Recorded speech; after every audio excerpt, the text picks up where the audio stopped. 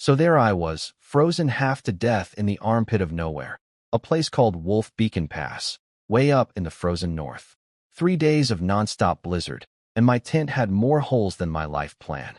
I woke up, and bam, 2 lifetimes of memories hit me like a truck. Turns out, I used to be Ling Ergo. Yeah, literally, second dog. A nobody soldier whose parents were dead and whose life was basically a punching bag simulator. But also, I was Ling Chuan, elite special forces operative, who died heroically covering his team's escape. So now I'm a super soldier stuck in a scrawny loser's body. Awesome. Really living the dream. Before I could even process my whole reincarnation crisis, my squad leader Lu Wu kicked open my tent flap. This guy had a face like a bulldog chewing a wasp. He'd been stealing my military achievements for 3 years and beat me unconscious yesterday over some supply drama. Real charmer. Get up, second dog. The captain's handing out wives.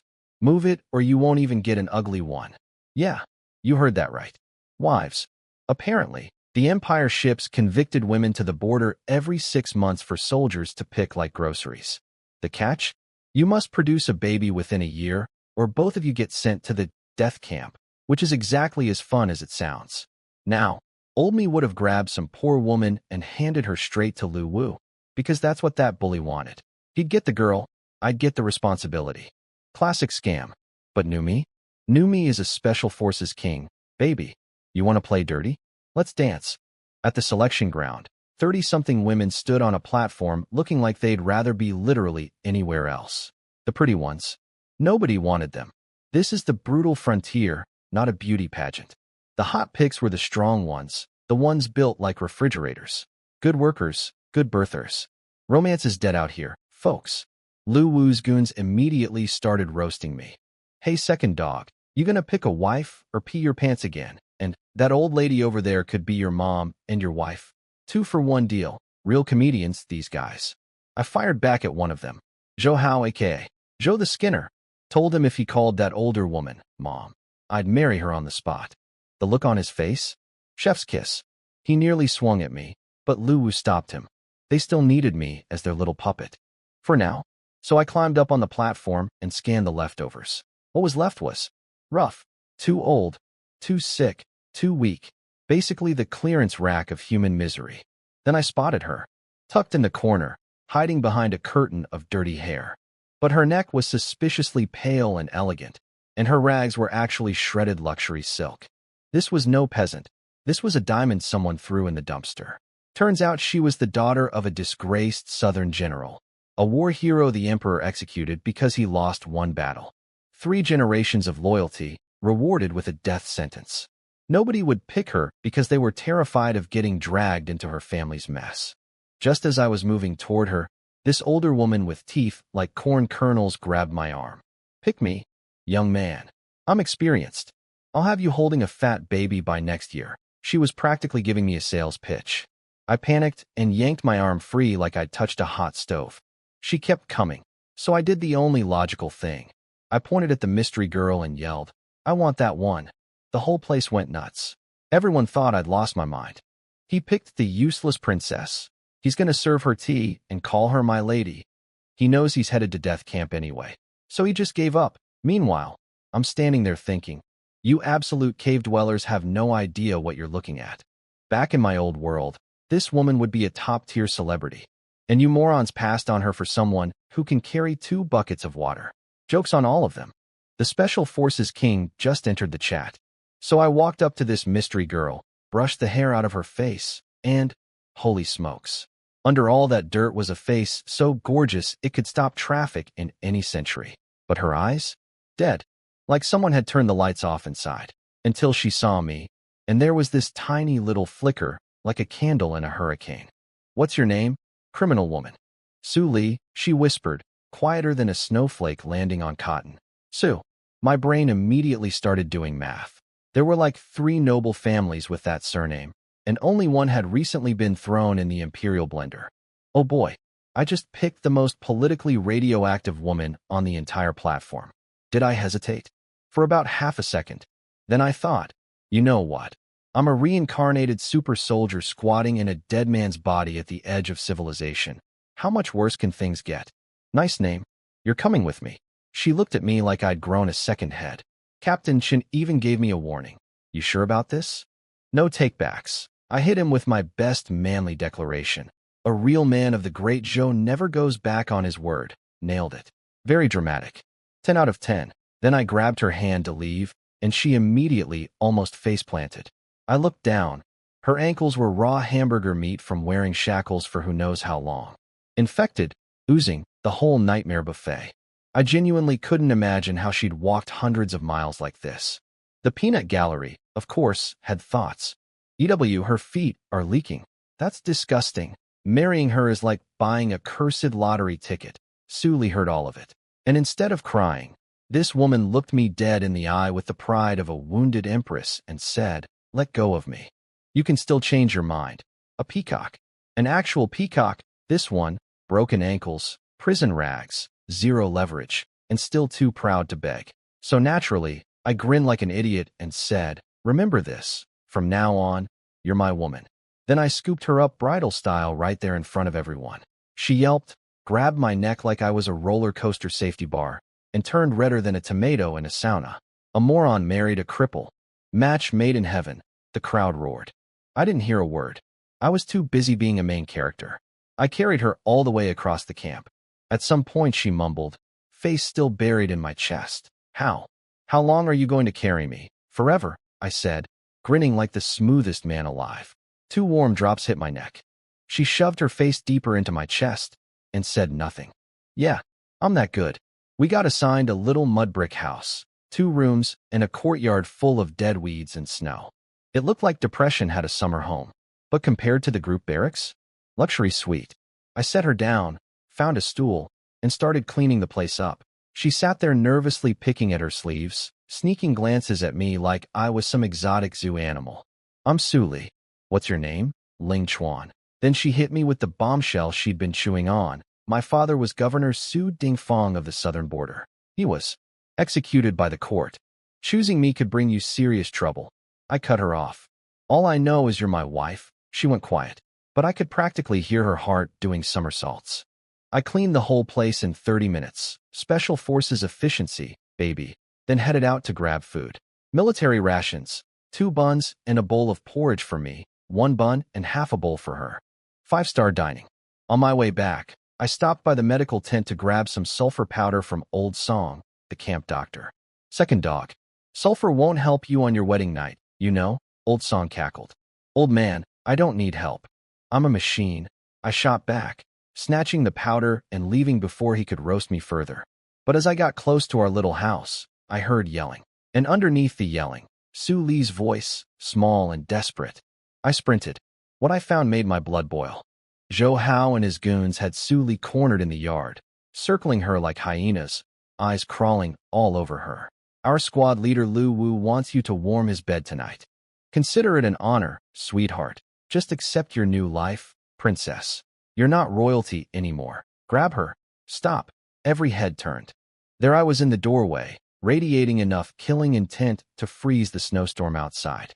3 years of Special Forces training doesn't just disappear because you switch bodies. These clowns had been bullying the old Ling Ergo for years, and they expected the same pushover. Surprise, idiots. I walked in, completely ignored them, handed Su Li the food, and asked if she was okay. She shook her head, eyes red. I told her to go inside and not come out until I called. Once she was gone, Zhou Hao puffed up like an angry rooster. Since when do you have a spine, second dog? Hand your wife over to the squad leader, or I'll break you in half. So Lu Wu had been planning this from the start.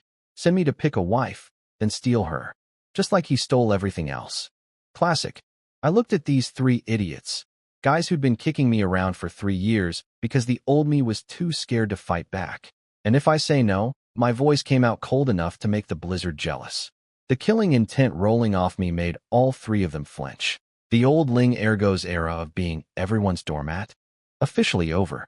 Wang Yin swung a slap at my face. Classic move. These guys had been smacking me around for 3 years like I was their personal stress ball. Except this time.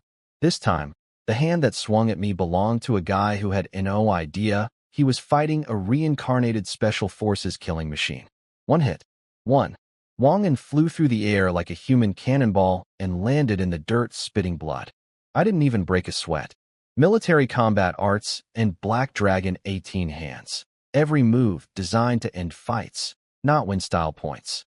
Zhou Hao and Wu De just stood there with their mouths open like two goldfish who'd witnessed a murder. Zhou Hao recovered first and pulled out a dagger, lunging straight at my chest. Cute. I tilted my body maybe 2 inches, snatched his wrist with a grappling lock, popped the knife out of his hand, and had it pressed against his throat before he even realized he was no longer holding a weapon. Meanwhile, Wu De, the genius of the group, decided to run toward the house to grab Su Li as a hostage. Bold strategy. Terrible execution. I threw the dagger into his calf from behind without even looking. He hit the ground screaming like a pig at a barbecue. Zhou Hao, bless his heart, was still talking trash with my hand around his throat. Lu Wu won't let you get away with this. I squeezed his neck bones until I could feel them creak. Wanna bet I can snap this right now? For the first time in 3 years, I saw actual fear in his eyes. This was a man who suddenly realized the puppy he'd been kicking had turned into a wolf. Get out. They scrambled away like cockroaches when the lights come on. Beautiful. I shut the gate, and Su Li immediately ran out of the house, the one place I specifically told her to stay. I told you not to come out. I was worried about you, she mumbled, staring at her feet. I was worried about you. For words. For stupid little words. And they hit me harder than any bullet from my previous life. 2 lifetimes. One as an orphan who became a soldier. One as a kid whose parents died in war. And the number of people who'd ever said that to me? I could count them on one hand and still have fingers left over. I'm fine. Let's eat, I said, pretending something wasn't happening behind my eyeballs. Inside, she ate her single bun and half bowl of porridge like she was at a royal banquet. Back straight, tiny bites, perfect manners. Even starving, this woman had more class than everyone at this base combined. I gave her one of my buns. She tried to refuse. I shoved it into her hands. And then she just broke, tears rolling down her face, holding a plain steamed bun like it was made of gold. This girl who'd eaten delicacies her whole life, who'd watched her father get executed and her family destroyed, who'd marched hundreds of miles in chains without a full meal, crumbling over a bun from a nobody soldier. Thank you, she choked out. You're my wife. Who else am I gonna feed? She turned tomato red and whispered something about how we hadn't had a proper wedding ceremony yet, and how she'd like to meet my parents. When I told her they died 3 years ago in the war, she got quiet and said, we're both lost souls drifting in this world. Okay, that was poetic.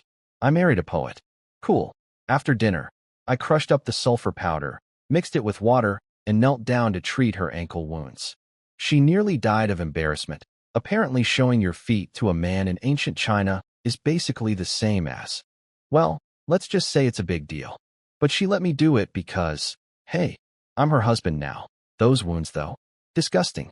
I've seen combat injuries that looked better. I cleaned out the pus and dead flesh as gently as I could, but she was shaking like a leaf the whole time. I disinfected everything, boiled some cloth strips, bandaged her up nice and tight. 10 days, you'll be walking fine, I told her. She thanked me again. I told her to stop thanking me because we're family. She whispered, again, quieter than a mouse with laryngitis. But we still haven't done the ceremony. Before I could respond to her adorable broken record routine, boom. The courtyard gate exploded inward.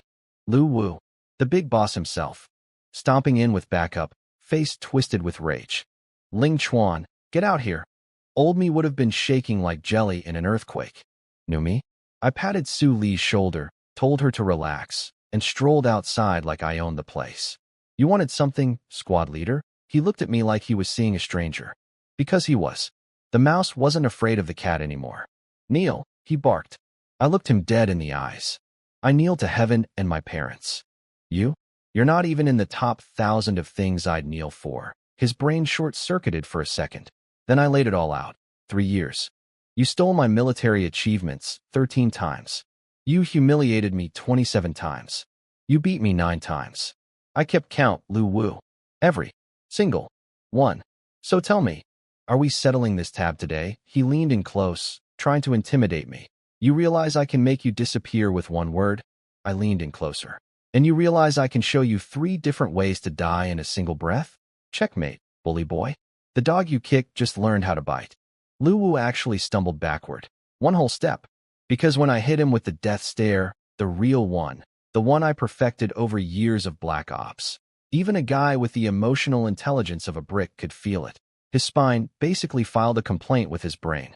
His bootlickers immediately jumped in. How dare you disrespect the squad leader? I looked at these clowns, the same crew who'd been using me as their personal punching bag for years, and smiled.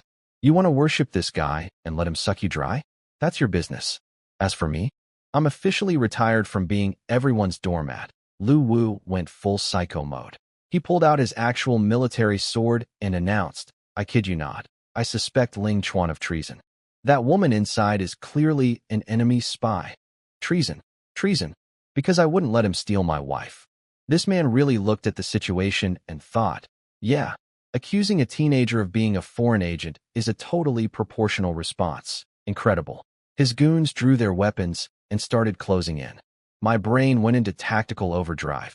How fast could I grab Lu Wu and use him as a human shield? Answer, very fast. The man's combat ability was basically decorative.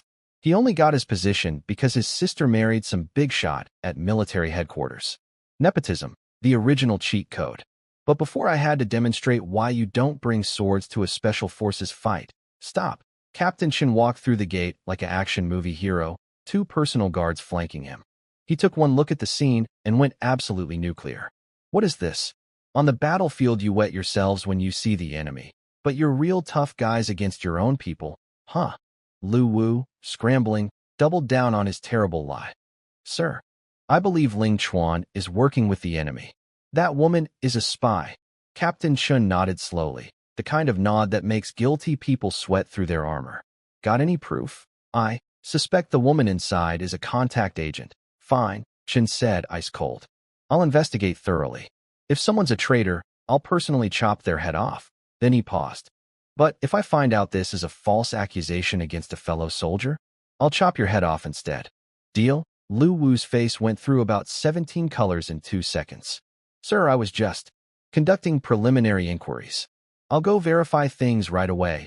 And he practically teleported out of my yard with his goons tripping over each other behind him. Chef's kiss. Beautiful.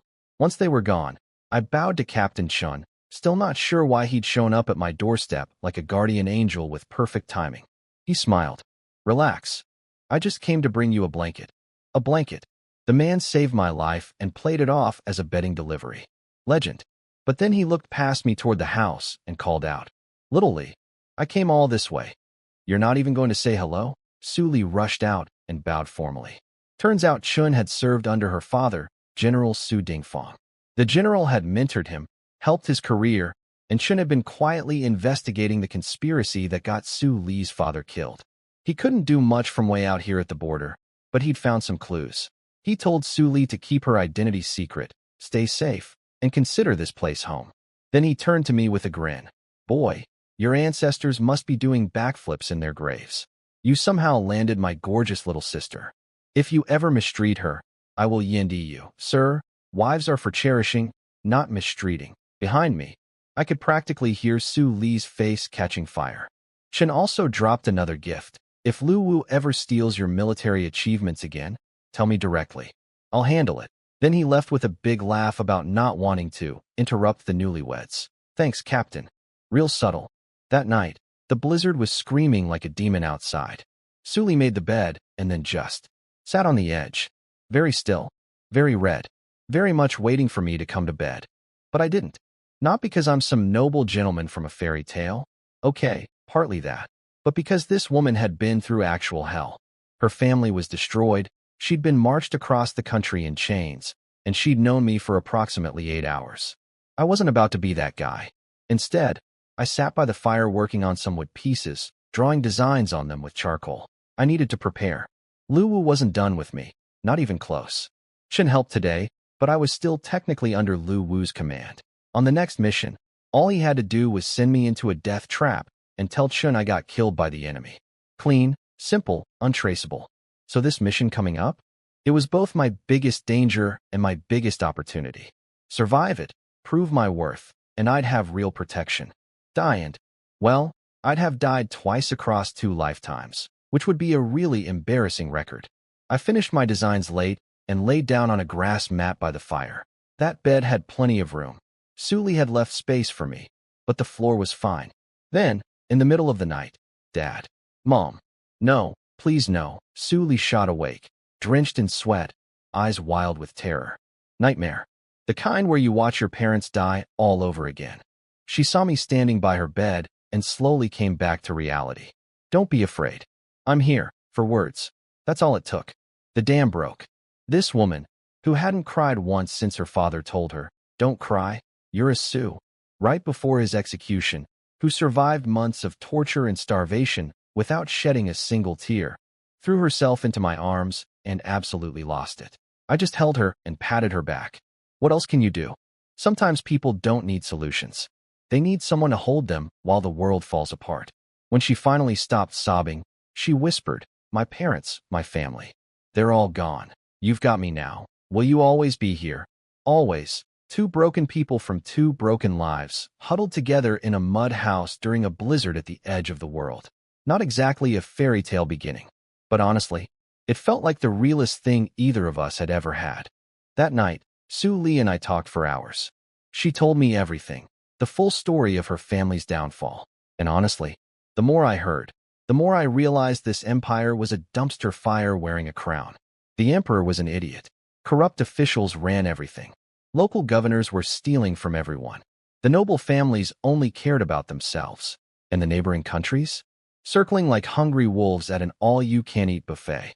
General Su Dingfong had been the only thing keeping the southern border from collapsing, and the emperor's brilliant solution was to execute him. Now the south was falling apart. Genius move, Your Majesty. Really top-tier leadership. Su Li fell asleep holding my hand, and for the first time in forever, she actually slept peacefully. Meanwhile, I'm lying there half on the bed, wide awake, trying to process the fact that I've been reincarnated into a crumbling dynasty that's basically the Titanic with a flag on it. Did I have thoughts? Lying next to a stunning woman? I'm a reincarnated soldier, not a reincarnated monk. But she'd been through absolute hell, and I wasn't about to add creepy opportunist to my resume. The floor and I had become good friends anyway. Next morning, I got up early, borrowed some tools, and started carving up those wood pieces I'd been designing the night before. Suli walked out of the house, and I looked up, and Brain.exe has stopped working. She'd washed up. Just water, no makeup, nothing fancy. And she looked like. Imagine if a goddess got bored of heaven and decided to cosplay as a refugee. Even yesterday, behind all that dirt, I could tell she was beautiful. But Clean Sue Lee? Clean Sue Lee was a national security threat. Countries would go to war over this face. I stared. I stared way too long. She turned pink. "Why are you staring at me like that?" "Thank you, ancestors," I practically shouted. "I hit the jackpot. If you don't mind me." "That's my good fortune," she said, being all humble and adorable about it. I sat her down because her ankles were still busted, and she noticed my wood project. "What are you making?" "A bow." "A bow?" "I grew up in a military family, and I've never seen anything that looks like that." "Yeah, no kidding. Because what I was building doesn't exist in this world yet." A compound bow. Back in my previous life, this thing was the apex predator of archery. Insane range, laser accuracy, devastating power, and the best part? You don't need gorilla arms to use it. Regular bows in this world needed crazy upper body strength. The iron frame bow? Only superhuman beasts could even pull it. But MY bow? Anyone could fire it multiple times without turning their arms into noodles. No carbon fiber, no precision machinery, just wood, ingenuity, and the knowledge of a 21st century weapons expert crammed into a medieval teenager's body. Easy. It's different from other bows, I told her with a grin. You'll see when it's done. Around noon, right after lunch. Ling Yar Jiayu. Formation at camp. Suli grabbed my arm immediately. Is it a mission? Be careful. Watch out for Lu Wu. Smart woman. She knew exactly what I knew. In a blizzard like this, the enemy wasn't attacking. But Lu Wu? Lu Wu didn't need enemies to be dangerous. He was the enemy. I'll be back before dark. Stay home. She walked me to the door looking like a worried wife in a war movie. Which, I guess, is exactly what she was. At camp, everyone was there except Wu Da, who was still recovering from the dagger I parked in his leg yesterday. Lu Wu, Zhou Hao, and Wang In were all giving me the death glare. I grabbed my gear, a beat-up leather armor that had been patched more times than my grandmother's quilt, and a hand-me-down military sword that had probably seen more owners than a used car. Patrol duty. We had to check the mountain passes around Wolf Beacon Pass, narrow trails where small enemy groups might sneak through. Usually it was just a formality, since the paths were already booby-trapped and nearly impossible to navigate. A walk in the park, unless your squad leader was planning to murder you. I took point, standard formation, lead man walks ahead. Behind me, 3 guys who'd been bullying me for years and had just tried to steal my wife. Totally normal patrol vibes. We got deep into a canyon, and that's when my every survival instinct lit up like a Christmas tree. You don't spend years in special forces without developing a sixth sense for someone behind you is about to do something stupid. Lu Wu was quietly drawing his bow. Zhou Hao and Wang In had their hands on their sword handles. The plan was obvious. Arrow to my back, then rush in and finish me off. Tell Captain Chun I died fighting the enemy. Case closed. Perfect crime. Well, almost perfect. So, you're finally going for it, huh? I turned around slowly, wearing my best, I've been expecting this, smirk. The look on their faces? Priceless. 3 grown men caught red-handed like kids stealing cookies. Except the cookies were attempted murder. Zhou Hao pulled his sword and went full villain monologue. Today is your last day. Ling ergo. Lu Wu, arrow aimed at my chest, snarled. You should have known your place. Remember to make better choices in your next life? I looked at him. This man who got his position through nepotism, whose combat skills were basically decorative, who was pointing an arrow at a special forces operative.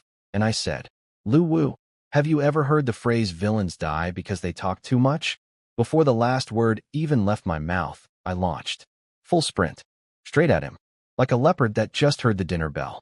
He panicked and released the arrow. Aimed at my chest because he knew he wasn't skilled enough to hit anything smaller. Big target, safe bet, right? Wrong bet. Wrong target. Wrong day. Wrong guy. The arrow was inches from my chest. Inches. But here's the thing about fighting a special forces operative. We don't stand still like targets at a carnival. I twisted, the arrow kissed my armor and flew past. And in the same motion, I drew my sword and swung downward. Lu Wu's bow dropped to the ground. So did his arm. Just. The whole arm. Detached. Lying in the snow like a lost glove. Blood spraying everywhere, turning the white snow into modern art. AGH. Lu Wu screamed, stumbling backward, clutching his new stump. I was already in his face. 10 steps between us. Covered in a blink. Special forces speed in a teenager's body. Turns out muscle memory doesn't care what century you're in. Kill him, Lu Wu shrieked, and Zhou Hao and Wang In charged me with their swords. I kicked Wang In square in the chest, launched him backward into the snow like a rag doll. Then I caught Zhou Hao's sword with mine. Sparks flew. Very cinematic. Before Zhou Hao could process what was happening, I jabbed 2 fingers straight into his eyeballs. Pop pop. Like pressing buttons on the world's worst remote control. He dropped his sword, screaming, hands over his face, blood leaking through his fingers. Then I slit his throat. Screaming stopped. Body hit the ground. I didn't even look at him. I was already walking toward Wang In. Crunch, crunch, crunch. My boots in the snow. Slow, deliberate. Each step saying, your turn. Don't kill me. Wang In scrambled backward on his, but like a crab having a panic attack. Ling Ling Chuan, brother. Everything I did was because Lu Wu made me. I'll do anything. I'll follow you. I'll be your guy. I looked at him. Then I pointed my sword at Lu Wu, who was bleeding out in the snow about 20 feet away. Kill him, and I'll let you live. Wang In looked at Lu Wu. Lu Wu looked at Wang In. It was like the world's worst game show. Who wants to commit murder? Wang In chose survival. He stood up, walked toward Lu Wu with shaking legs and a sword that rattled in his grip. Wang In, what are you doing? Lu Wu wheezed, pale as the snow beneath him. Sorry, boss. I don't want to die. 3 years of being Lu Wu's attack dog. 3 years of swallowed resentment. Wang In let it all out. Multiple stabs to the back. Lu Wu stopped moving. Why did I make Wang In do it? Simple. Now he was an accomplice. Killing a fellow soldier was a death sentence under military law. He was on MY boat now, whether he liked it or not. Wang In collapsed in the snow, hands trembling, eyes empty. I could practically see the gears turning in his head. Is Ling Chuan going to kill me now? Dead men tell no tales. He never got to find out. Thwack! An iron arrow punched through Wang Un's forehead. Clean through. He toppled backward, twitching. What the? I dove sideways on pure instinct. Another arrow hammered into the exact spot I'd been standing.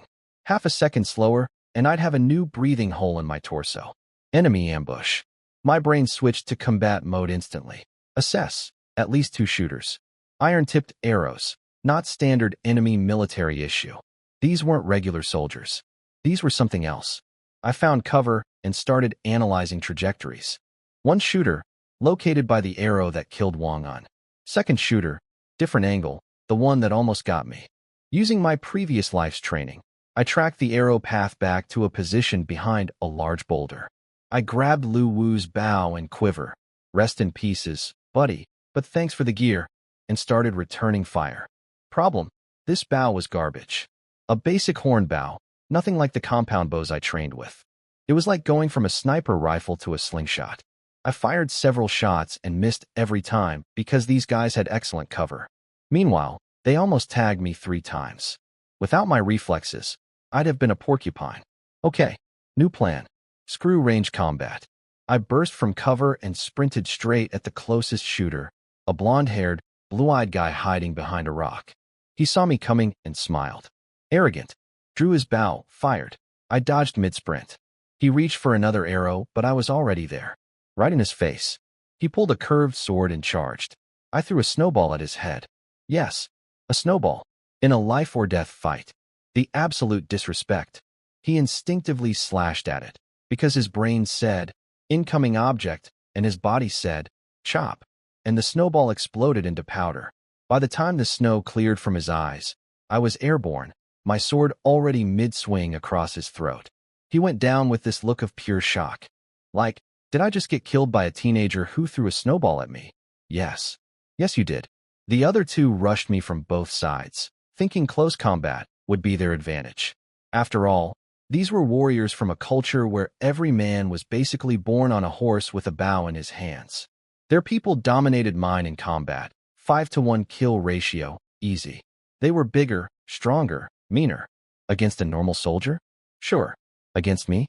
I clashed with the first one, 3 exchanges, then kicked him right in the family jewels. The universal language of pain. His face twisted into shapes I didn't know faces could make. While he was busy rethinking his life choices with his knees clamped together, I drove my sword through his chest plate. 2 down in seconds. The third guy just froze, standing there watching a scrawny teenager dismantle his squad like they were training dummies. His brain was probably short-circuiting. This kid looks 15. He fights like a demon who's been doing this for centuries. What is happening? What I asked this? Welcome to the party, pal. The Special Forces King doesn't care about your height advantage. The last guy tried to run. I grabbed Lu Wu's bow, knocked an arrow, and put it straight through his back. He face-planted in the snow, tried crawling away. Respect for the effort, honestly, but I was already on top of him. Crack. Next snap. Lights out. 3 enemy scouts, 3 confirmed kills. I stood there gasping like I'd just run a marathon. This body was pathetic. My Special Forces brain was writing checks my malnourished teenage body could barely cash. 3 years of border army rations, mostly stale buns and watery porridge, had left me with the stamina of an asthmatic hamster. After making sure nobody else was lurking around, I took stock of the situation. For dead allies, well, allies. 3 dead enemy scouts, and 1 very alive me, standing in a canyon that looked like a slaughterhouse. But here's the beautiful part. The enemy showing up was actually the best thing that could have happened. I was already planning to blame Lu Wu's death on the enemy, but having actual enemy corpses? That's not a cover story anymore. That's a gift-wrapped alibi with a bow on top. One thing bugged me, though. Why were enemy scouts here in the middle of winter? Nobody attacks during blizzard season. Were they planning a surprise New Year's offensive while our guard was down? That was concerning. I chopped off the 3 enemy heads. Gotta have proof. Grabbed their weapons and bows as souvenirs, and started the hike home. Picture this: sunset, wolf. Beacon Pass looming in the snowstorm like a sleeping dragon, and me, a blood-soaked teenager carrying 3 severed heads like grocery bags, strolling through the front gate. The place went insane. Every soldier came running. Even Captain Chen showed up, eyes wide. Ling Chuan, what happened? Ran into enemy scouts on patrol, I said, dangling my head collection casually. You killed all three? Just one. Squad leader Lu Wu and Zhou Hao got the other two. I paused for dramatic effect. They didn't make it. Gasps everywhere. Shock. Murmuring. Then, and this was my Oscar-winning moment, I rolled my eyes back and collapsed. Chen caught me just in time. Beautiful performance. Standing ovation from my internal audience. They carried me to Chen's tent. Old Song the doctor checked me over and found nothing but scratches. Just severe exhaustion. He'll be fine with rest. Of course I was fine. I was acting. Method acting. Stanislavski would have been proud. I lay there, unconscious, feeling very pleased with myself, until I heard the report come in. Sir, we've recovered Lu Wu's squad's bodies. My stomach dropped. Because I suddenly realized Chen was experienced enough to read wounds. One look at Lu Wu's sword-cut arm stump and Zhou Hao's gouged eyes and slashed throat, and he'd know those weren't enemy kills. Those were close-quarters execution wounds from someone who knew exactly what they were doing. I cracked my eyes open, and there was Chen, standing right there, staring at me, like a cat that already caught the mouse and was just enjoying the show. My brain, oh no. Sir, save it. It's just us. You can stop pretending. He walked over and sat down, looking almost amused. So let me get this straight. You killed Lu Wu's squad, then single-handedly wiped out 3 enemy scouts, and came home with a cover story. Should I punish you or promote you? How did he know? How? Did you figure it out, sir? He smiled. Yesterday, you picked a fight with Lu Wu. The man holds grudges like a hobby. I knew he'd try to kill you on today's patrol. So I had someone tailing you the whole time. My brain, no. He'd seen everything. The arm chopping, the eye gouging, the throat slitting, the go kill your boss, move with Wang in, all of it. My brilliant performance of fainting at the gate, he already knew the whole script before I walked in. I'd been out scheming myself while a guy was literally watching from behind a tree taking notes. Humbling. Thank you, sir, was all I could manage. He poured 2 bowls of rice wine. The stuff was cloudy and weak. Tasted like someone had described alcohol to water and water had tried its best. But in this freezing hellscape, it was basically medicine. Don't thank me. I did it for Su Li. He took a sip. But I didn't expect you to be hiding this much skill. 3 enemy scouts, alone, barely a scratch? Who are you? Then came the serious talk. Under military law, killing fellow soldiers was an automatic death sentence. He could execute me right now and nobody would question it. I didn't have a choice. Kill or be killed. Besides, I added, reading his expression, if you were actually going to punish me, you would have arrested me at the gate. He raised an eyebrow. Impressed. Didn't expect a teenager to call his bluff that cleanly. He slammed his bowl down. Listen carefully. Lu Wu and his men died fighting the enemy. I'll file the report, submit their combat merit, and send the death benefits to their families. However, Lu Wu's brother-in-law is an actual staff officer at regional headquarters. When he finds out Lu Wu is dead, he will send people to investigate. If you slip up, we both lose our heads. Understood? Understood, sir. My lips are sealed. He poured another round. Su Li is the general's last surviving blood. Take care of her. Now go collect your reward money. The official promotion will take longer to process. By military rules, 1 enemy kill earns a squad leader promotion. 3 kills earns a section leader rank. But we could only report 1 kill for me. Anything more would raise red flags about how a scrawny nobody soldier suddenly became Rambo. Right then, the door burst open and Su Li flew in, face white with worry. The moment she saw me sitting up and drinking, the relief practically melted off her. Chen laughed. You 2 lovebirds are really something. She apologized for barging in, but Chun waved it off. He'd already sent his guards away before our talk. That's the only reason she'd gotten through. Sneaky man thought of everything. Go collect your silver and take your wife shopping. 10 silver taels. My first real paycheck in this world. Earned by killing 3 enemy scouts, overthrowing a tyrant squad leader, surviving an ambush, and delivering a flawless dramatic fainting performance. Not bad for day 2 of being reincarnated. 10 silver taels. In this economy, I was basically a millionaire. Su Li and I hit the market like newlyweds at IKEA.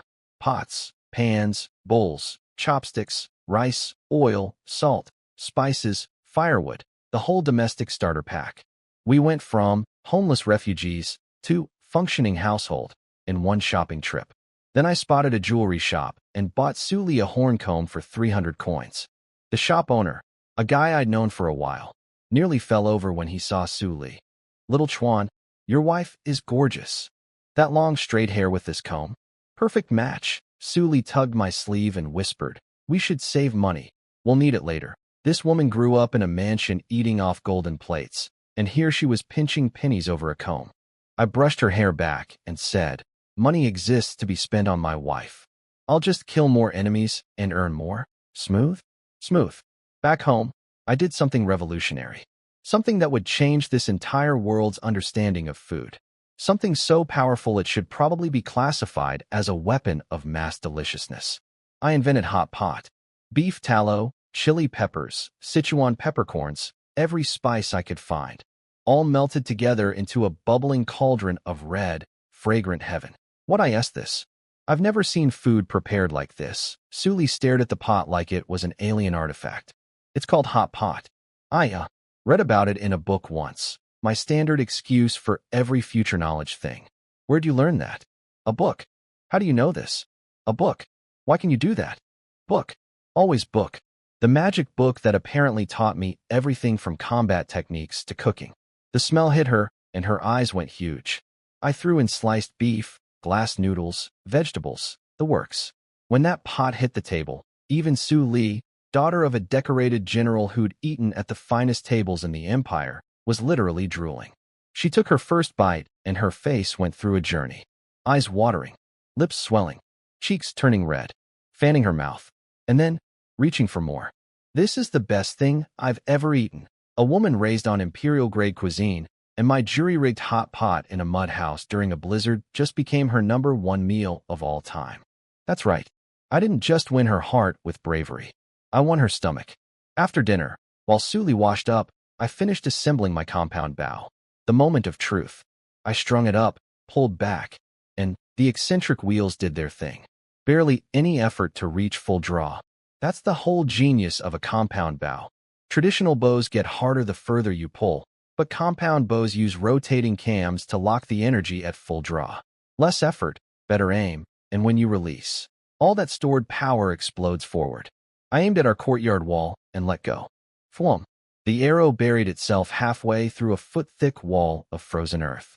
Frozen earth, the stuff that's basically as hard as iron plating. Normal arrows bounce off it. Even a 4-stone military bow only sinks in a few inches. My arrow nearly punched through the entire wall like it was cardboard.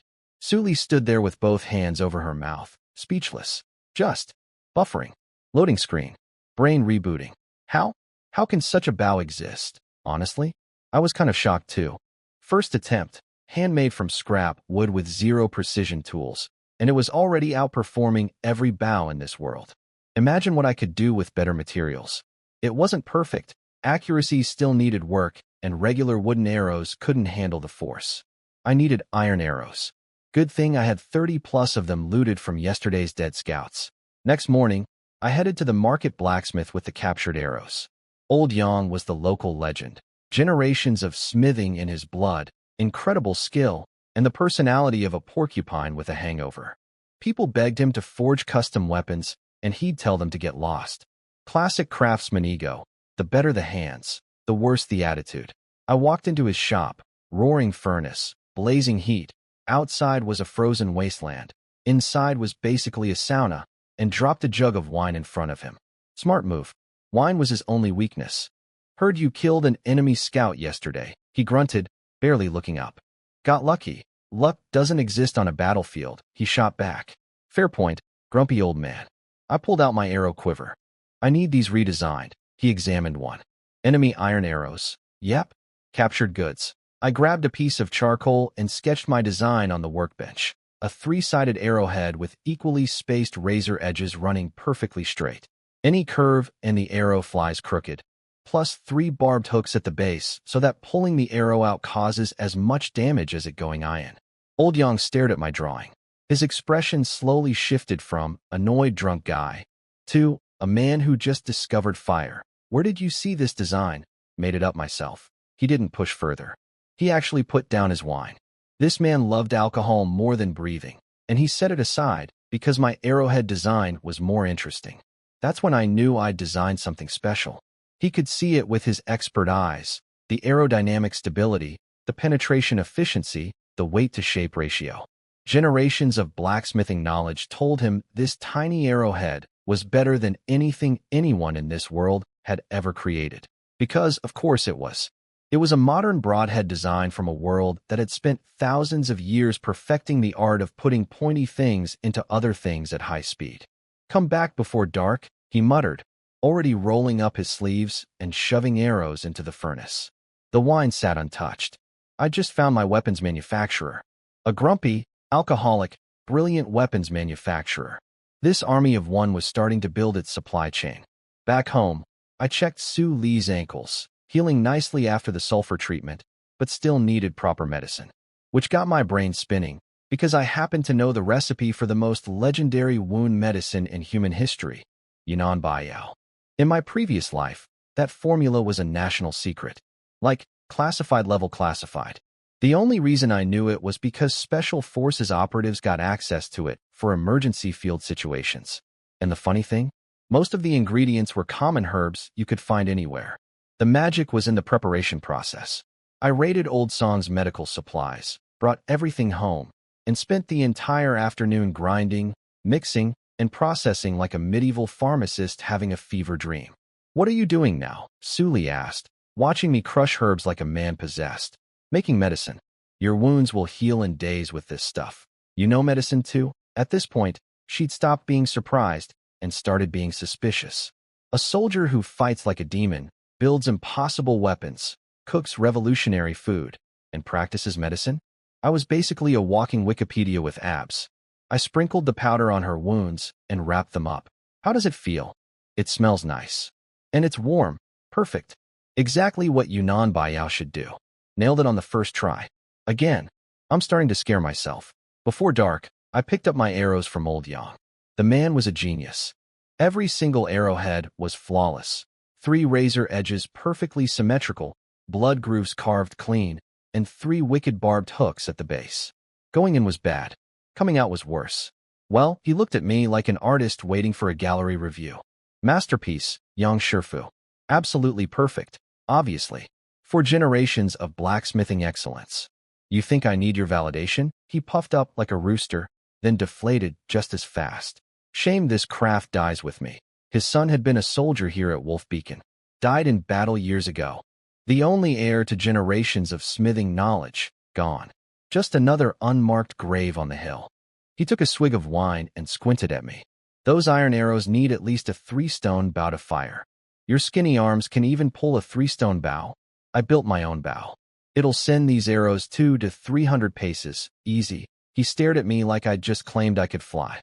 "Keep talking like that, and even the bulls will avoid you out of professional courtesy. How much do I owe you?" He waved me off. "No charge.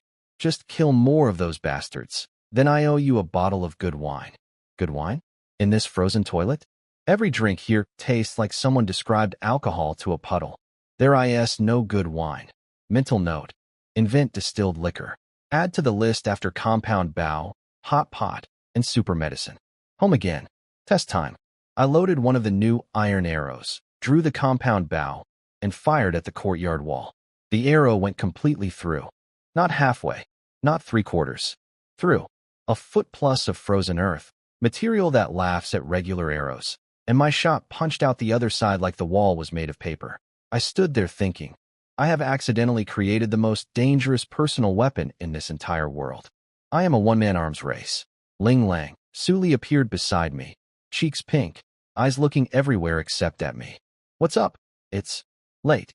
We should go to bed." She said this directly into her own chest, face so red it was practically glowing. So there we were, in bed, together. My heart was doing drum solos. 2 lifetimes of existence, and this is genuinely embarrassing to admit. I was still working with 0 experience in this department. Special Forces training covered jungle survival, underwater demolition, and 17 ways to kill a man with a spoon. It did not cover this. Suli pressed her head against my chest. Also nervous. Also shaking slightly. Ling Lang. Do you not? Like me, what? No. I mean yes.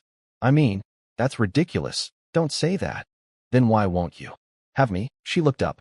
Our eyes met. Nowhere to hide. No excuses left. She was willing. I was willing. The universe was clearly willing. Everything was. Take me, Ling Lang. That sentence hit my brain like a match hitting gasoline. Every restraint I'd been maintaining for days evaporated. I flipped over on top of her. She closed her eyes. Hearts pounding. This was it. This was finally, feeling though, a war horn. From the city walls. Low, rumbling, unmistakable. Enemy. Attack. Are you kidding me? I have fought terrorists, survived reincarnation, killed my own squad leader, slaughtered 3 enemy scouts, invented hot pot and superglue medicine, build a weapon that can shoot through walls, and the universe chooses this exact moment to start a war. I rolled off Suli so fast I nearly fell off the bed, threw on my armor in about 4 seconds, grabbed my sword, compound bow, and quiver. Stay inside. Don't open the door for anyone. Be careful. I sprinted to the walls, seething internally. Whoever is leading this attack, I am going to personally make them regret their timing. The base was already buzzing, soldiers streaming toward the walls, hauling rocks and logs, everyone moving with practiced efficiency. These guys had done this 100 times before. 500 men defending a fortress that was basically the front door to the entire empire. Captain Chun was already up top, assigning each of his 5 company commanders their sections. 100 men each. My squad was just me now. Wuda was still nursing that leg wound I gave him. Solo operator it was. Within minutes, the snowfield beyond the walls turned black with movement. At least 1,000 enemy troops, closing fast. Horses thundering, the ground literally vibrating beneath us. Then their commander rode forward. Big guy, really big. Full iron armor gleaming under the moonlight like a refrigerator with anger issues. He pointed a massive spear at the walls and bellowed, "Chen Jinghuayo, your grandfather is here. Open the gates and surrender." This was Muurza, one of the 7 elite generals under the enemy's supreme commander. Brutal, fearless, and responsible for more dead border soldiers than I could count. 500 cavalry, 800 infantry. A serious force. Chen shouted back, "Muurza, after all these years, you still don't know? The soldiers of Great Zhou only die fighting. We don't surrender." Muurza laughed, this huge, booming laugh that echoed off the canyon walls. "Maybe the old Zhou was worth fearing, but your empire is rotting. Be honest, does that emperor on his golden throne even know you exist? Does he care if you live or die?" Chen went quiet. Because the worst part? The enemy wasn't wrong. The emperor was useless, the court was corrupt, and nobody in the capital gave a single thought about 500 men freezing to death at the edge of the world. But Chen was a soldier, and soldiers don't get to choose their emperors. They just hold the line. Meanwhile, I was on the wall, compound bow loaded with brand new triple-barbed iron arrows, and one very personal grudge against every enemy combatant for their catastrophically bad timing. "Let's dance, Muurza. I've got some frustration to work out." Chun trash-talked Muurza right back, and then, whoosh, an iron arrow came screaming out of the dark, aimed straight at Chen's head. The man sliced it out of the air with his sword, one-handed, without flinching. "Okay, Captain Chun, you're cool. I'll admit it." But then more arrows rained in, and not everyone was that fast. Right next to me, Company Commander Old Ma took one straight through the throat. I caught him as he fell, blood everywhere, his hands gripping my arms, trying to speak, but only making gurgling sounds. I watched the light drain from his eyes in real time. Old Ma wasn't my best friend, but he was one of us. And he died because some enemy sniper was sitting out there in the dark, picking off our officers like it was target practice. Muurza's laughter echoed up from below. "See that, Chen? I can take your head whenever I want." One of our commanders lost his temper and ordered a volley. Every archer on the wall let fly. The arrows sailed out heroically into the night and landed 30 steps short of Muurza. Just plopped into the snow like sad little sticks. Not even close. This was the problem. Their bows outranged ours. Muurza was standing over 250 steps away, way beyond what our standard bows could reach. He knew it. That's why he was parading around out front like he was at a picnic. "Go ahead, shoot at me. I'm untouchable." "Well, buddy, Let me introduce you to something this world has never seen. I pulled out my compound bow, loaded a brand new triple-barbed iron arrow, drew back. The eccentric cams locked smooth as butter, aimed at that shiny iron breastplate gleaming in the moonlight, and released. Flum. The arrow crossed 250 steps of open air and punched through Muirs' iron armor like it was tinfoil. The man, this terrifying warlord, one of 7 elite generals, the guy who'd been terrorizing our border for years, looked down at the arrow sticking out of his chest with the expression of someone who just realized the rules of reality had changed. He toppled off his horse into the snow, dead before he hit the ground. The wall went silent. Every single person, Captain Chun, the commanders, 500 soldiers, just stood there with their jaws hanging open. 250 steps. Through iron armor. Nobody in this world could do that. Then Shin slammed his fist on the wall and screamed. Yes, the entire fortress erupted, cheering so loud it probably scared the wolves 3 mountains over. But I wasn't done. While the enemy was still processing the fact that their invincible general had just been deleted, I spotted the real threat, their sniper. A huge, dark-skinned guy with an oversized bow. The one who'd killed Old Ma and nearly killed Chen. He was pulling back for another shot. I fired arrow number 2. This guy was good, though. He sensed it coming, some kind of battlefield instinct, and dodged at the last millisecond. My arrow grazed his cheek, drawing a line of blood across his face. He stared in my direction with pure terror. Close. So close. But he survived. Fine. I had a backup plan. Arrow number 3. I didn't aim at a person this time. I aimed at their army's flagpole. Crack. The pole snapped clean in half. Their giant war banner. The symbol of their entire army. The thing every soldier looks at to know their commander is alive and their cause is strong. Crumpled into the snow like a drunk falling off a bar stool. General killed. Sniper terrified. Flag destroyed. 3 arrows. 3. If the first arrow was a gut punch, the flag was a knockout. Every single enemy soldier saw it fall, and every single one of them knew what it meant. We're done here. The war drums on our walls started pounding. Our soldiers were screaming, crying, hugging each other. For years, Wolf Beacon had been the punching bag of the northern border, always defending, always losing, always burying friends on that hillside full of unmarked graves. And tonight they watched someone do the impossible 3 times in a row. The enemy army pulled back. 1,000 troops, retreating from 500 defenders, because 3 arrows had ripped the heart right out of them. I stood on the wall watching them disappear into the snowstorm, compound bow still in hand, feeling pretty incredible about life. Take that for ruining my wedding night. Then Shin sent his guards to find out who fired those shots. This is where things got annoying. Guard comes back. Sir, it was Chao Sun, section leader from 1st Company. Shin nodded. Made sense. Chao Sun was supposedly one of the best archers in the fort. Then a second guard arrives. Sir, actually, it was Ling Chuan from 5th Company. Chun. What? 2 names. 1 glory. Somebody was lying. They brought us both in. Chao Sun, who I barely knew, except that his daddy was Company Commander Chao Zheng, immediately claimed credit. It was me, sir, I smiled. Because, of course, I'd spent 3 years having my achievements stolen by Lu Wu, and the moment I do something truly legendary, another thief pops up like a whack-a-mole of military fraud. This empire didn't have an enemy problem. It had a credit-stealing problem. Before I could even open my mouth, Daddy Chao Zheng glared at me and barked. Think carefully before you speak, Ling Chuan.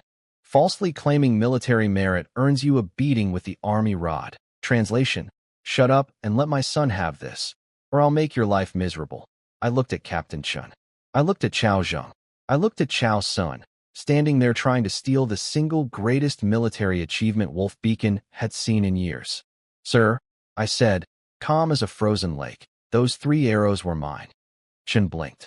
Even he seemed unsure. Because yeah, I'd killed those 3 scouts the other day, but nobody had ever seen me shoot like this before. On paper, Chao Sun was the better archer by reputation. But I had something Chao Sun didn't. The truth, a compound bow, and absolutely 0 patience left for people stealing my stuff. Before I could even defend myself, Daddy Chao Zheng was already barking at me. You've got nerve, boy. Claiming credit right in front of the captain, and Junior, Chao Sun, gave me this smug little look. Please. You?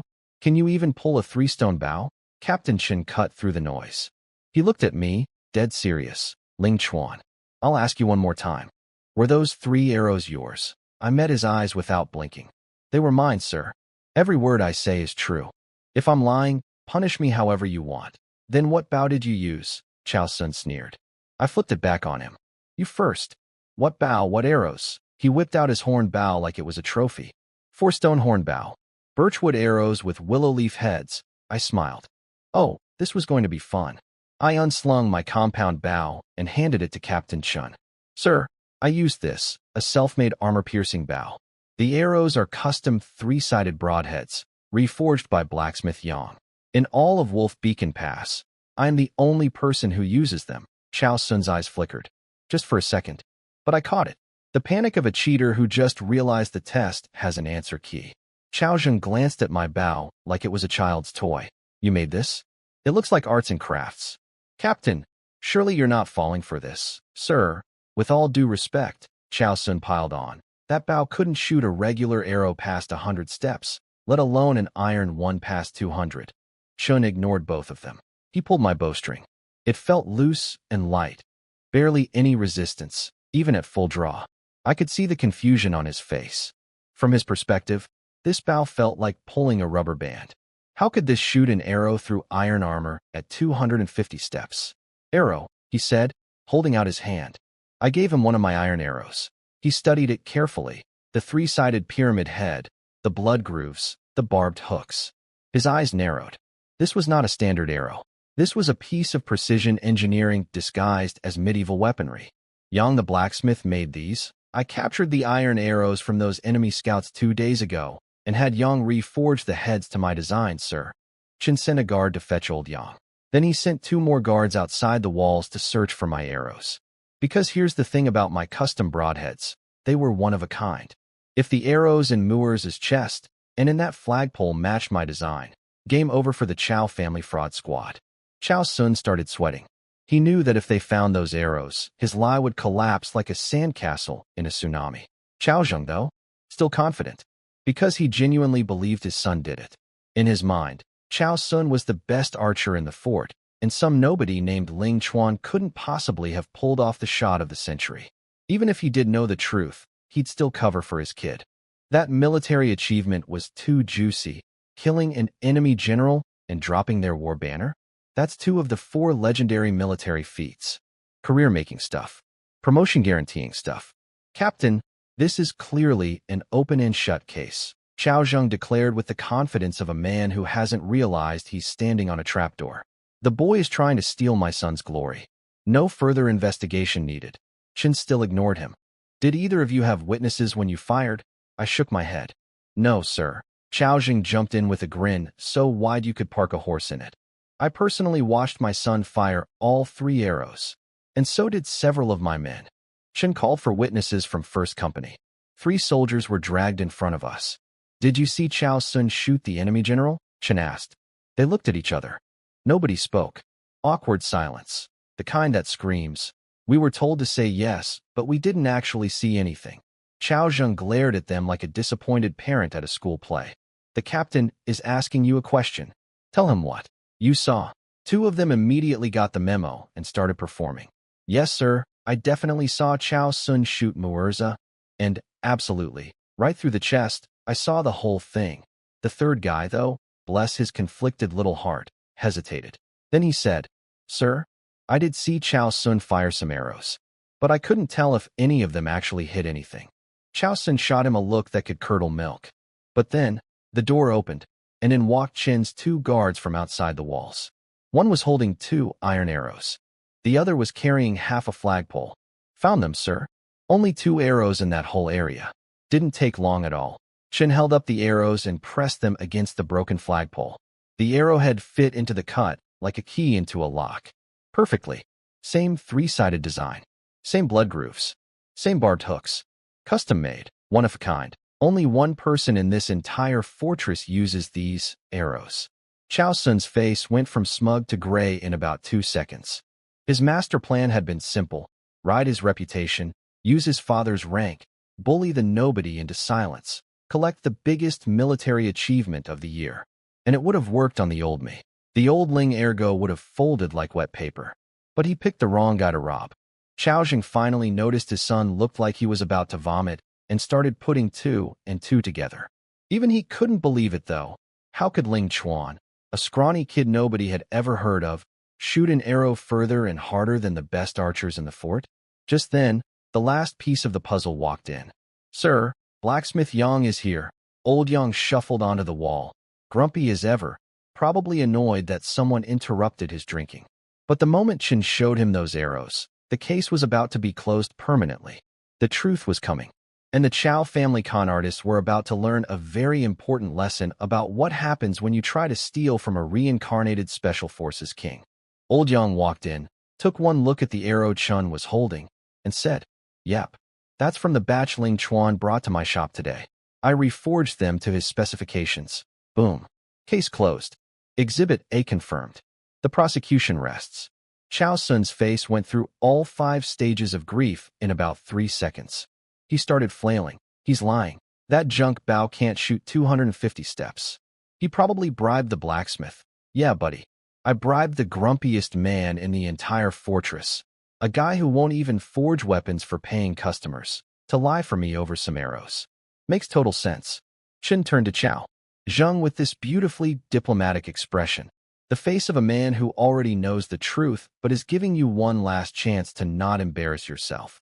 "Commander Chao, how do you think we should settle this?" Chao Zheng, realizing the physical evidence was stacking up against his son like bricks on a coffin, pulled the oldest trick in the book. "Well, since both sides are claiming credit, why not have them compete in an archery contest tomorrow? That'll settle everything." Translation: My son is a legitimately good archer, and even if he didn't fire those arrows, he can still outshoot this nobody kid in a public contest and save face. Chen looked at me. "Ling Chuan? Sure." Chao Sun leaned in close as he left, trying to intimidate me. "You'd better think carefully, second dog. You can still confess and walk away." I watched him strut off with his daddy, and I thought, "Buddy, you have no idea what's coming tomorrow." After they left, Old Yang was standing there looking completely lost. "Wait, what was all that about?" Chen sighed. "Half an hour ago, someone used your arrows to kill the enemy, General Muerza." Yang's jaw dropped. He spun toward me. "You? From 250 steps?" Through iron armor, his eyes were the size of rice bowls. Then he looked at my compound bow and immediately became a skeptic again. "With that thing? That flimsy wood toy? It couldn't shoot past 100 steps. Come watch tomorrow. You'll see." "Oh, I will." He stomped off, probably to drink and rethink everything he knew about archery. Qin asked me to walk the walls with him, inspecting defenses.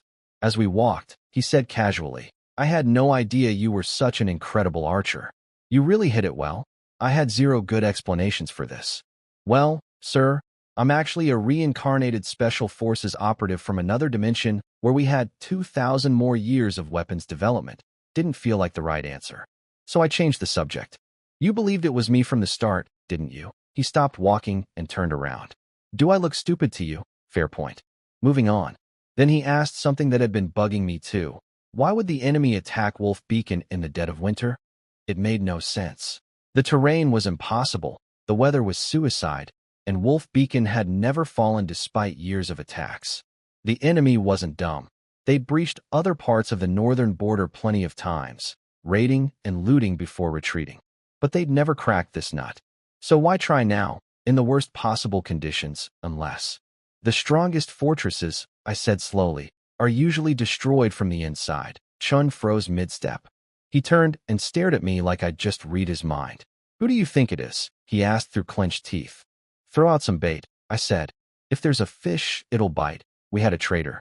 Someone inside Wolf Beacon was feeding information to the enemy. The scouts I'd killed days ago, this surprise winter attack, it all connected.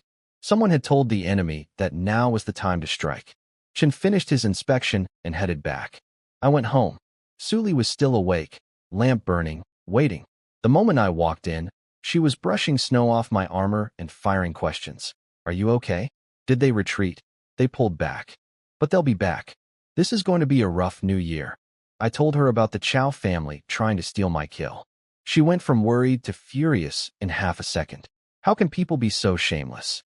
Stealing military credit is a serious crime. Do they think the law doesn't apply to them? Daughter of a general, she knew military law better than most soldiers. Seeing injustice made her blood boil. I smiled and patted her hand. Relax, wifey. My achievement. Nobody's taking it. Next morning, I had a bowl of porridge and headed to the training field. Today's show, Ling Chuan vs. Chao Sun, Archery Edition. Winner takes glory, loser takes shame. When I arrived, the place was already packed. Apparently, mysterious Super Archer Identity Showdown was the hottest entertainment Wolf Beacon had seen in years. Chao Sun was already there with his father, surrounded by First Company soldiers kissing up to them like groupies at a concert. Congratulations flying around like confetti for a victory that hadn't happened yet.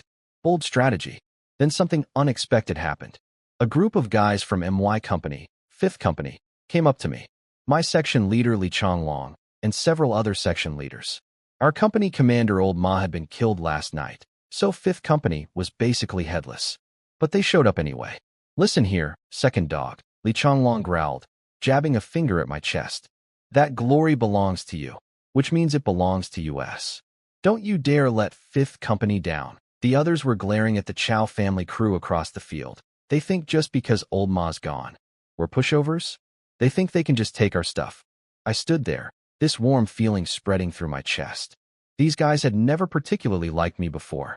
But today I was their guy. Fifth Company pride. Tribal loyalty activated. Don't worry, I told them. This achievement? He can't touch it. Huh?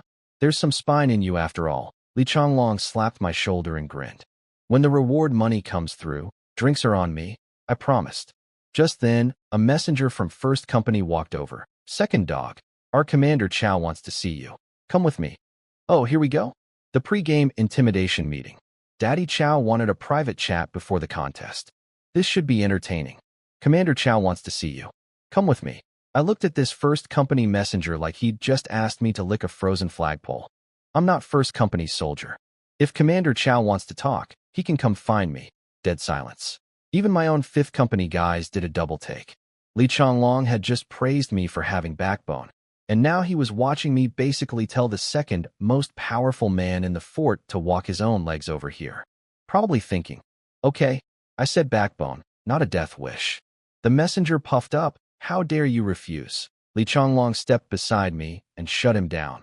Who do you think you are, giving orders to our soldiers? My Fifth Company section leaders lined up behind me like a wall. The messenger scurried back to Daddy with his tail between his legs. Minutes later, Chao Zheng himself walked over. Ling Chuan, could we speak privately? We're all straightforward men here, Commander. Whatever you need to say it right here. He tried to get the Fifth Company guys to leave with his eyes. They pretended to be statues. Beautiful. So he had to play his cards in public. You're young, talented. Why not transfer to First Company? I'll make you a section leader. There it was. The bribe. He knew his son was lying. Chao Sun must have confessed, and now Daddy was trying to buy my silence with a promotion. That's generous, Commander, but I prefer to earn my rewards the honest way. Things you earn yourself just feel better, you know? Double meaning. He caught it. His eye twitched. How about this? All the reward money goes to you, and the section leader position stays open for you. With respect, sir, that money is already mine. It doesn't need to go through you first. His body was literally trembling with rage, but his face stayed frozen. A teenager just told him, in front of witnesses, that he was basically a thief with a fancy title. He leaned in with his last card, the threat. Think carefully, boy. You're young. Long road ahead. This offer won't come around again.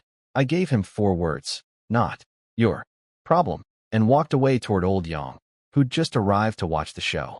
Behind me, I could hear Chao Zheng hissing to himself. I gave you a way out, and you chose death. Sure, Grandpa. Get in line. Captain Chen arrived. The range was measured, 250 steps to the target, and we took our positions. Chao Sun looked at the distant target, and I could practically see his confidence evaporating in real time. He could pull a 4-stone bow, sure, but not to full draw. At this distance, even he knew his arrows would run out of gas. But then he glanced at my weird little wooden bow with its floppy string and relaxed. His logic, if I can't hit it, there's no way that toy can. Oh, sweet summer child. Chen announced the rules, 3 arrows each. Most hits wins. And then, I swear this actually happened, Chao Sun asked. Sir, what if neither of us hits the target? Chen stared at him like he'd just confessed in open court. Well, then you'll need to explain how you managed to kill Muurza in the dark and snipe a flagpole when you can't hit a stationary target in broad daylight. Chao Sun's mouth opened. Nothing came out. Cell phone of the century.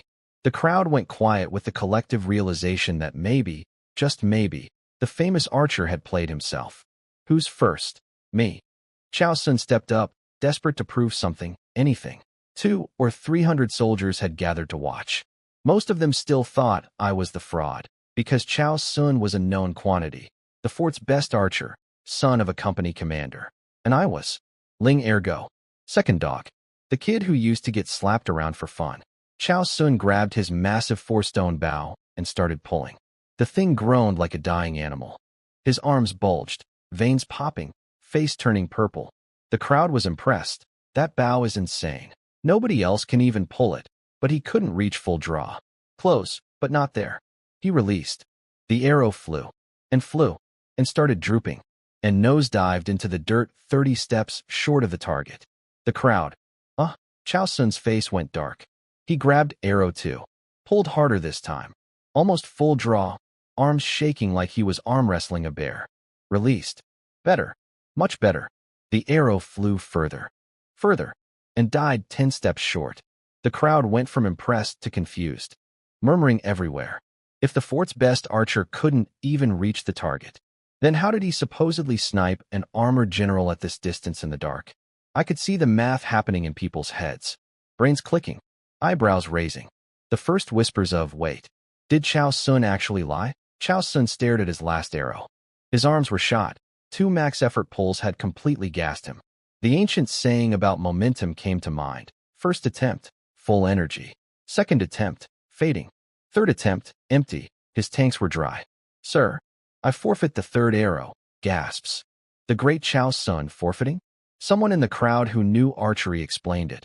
He's got nothing left. His arms can't pull the string again. Another archer named Huang Chun was asked if he could hit the target at this distance. He laughed sadly. I can only pull a 3-stone bow. 200 steps is my absolute max, so there it was. The fort's top archers couldn't even reach 250 steps.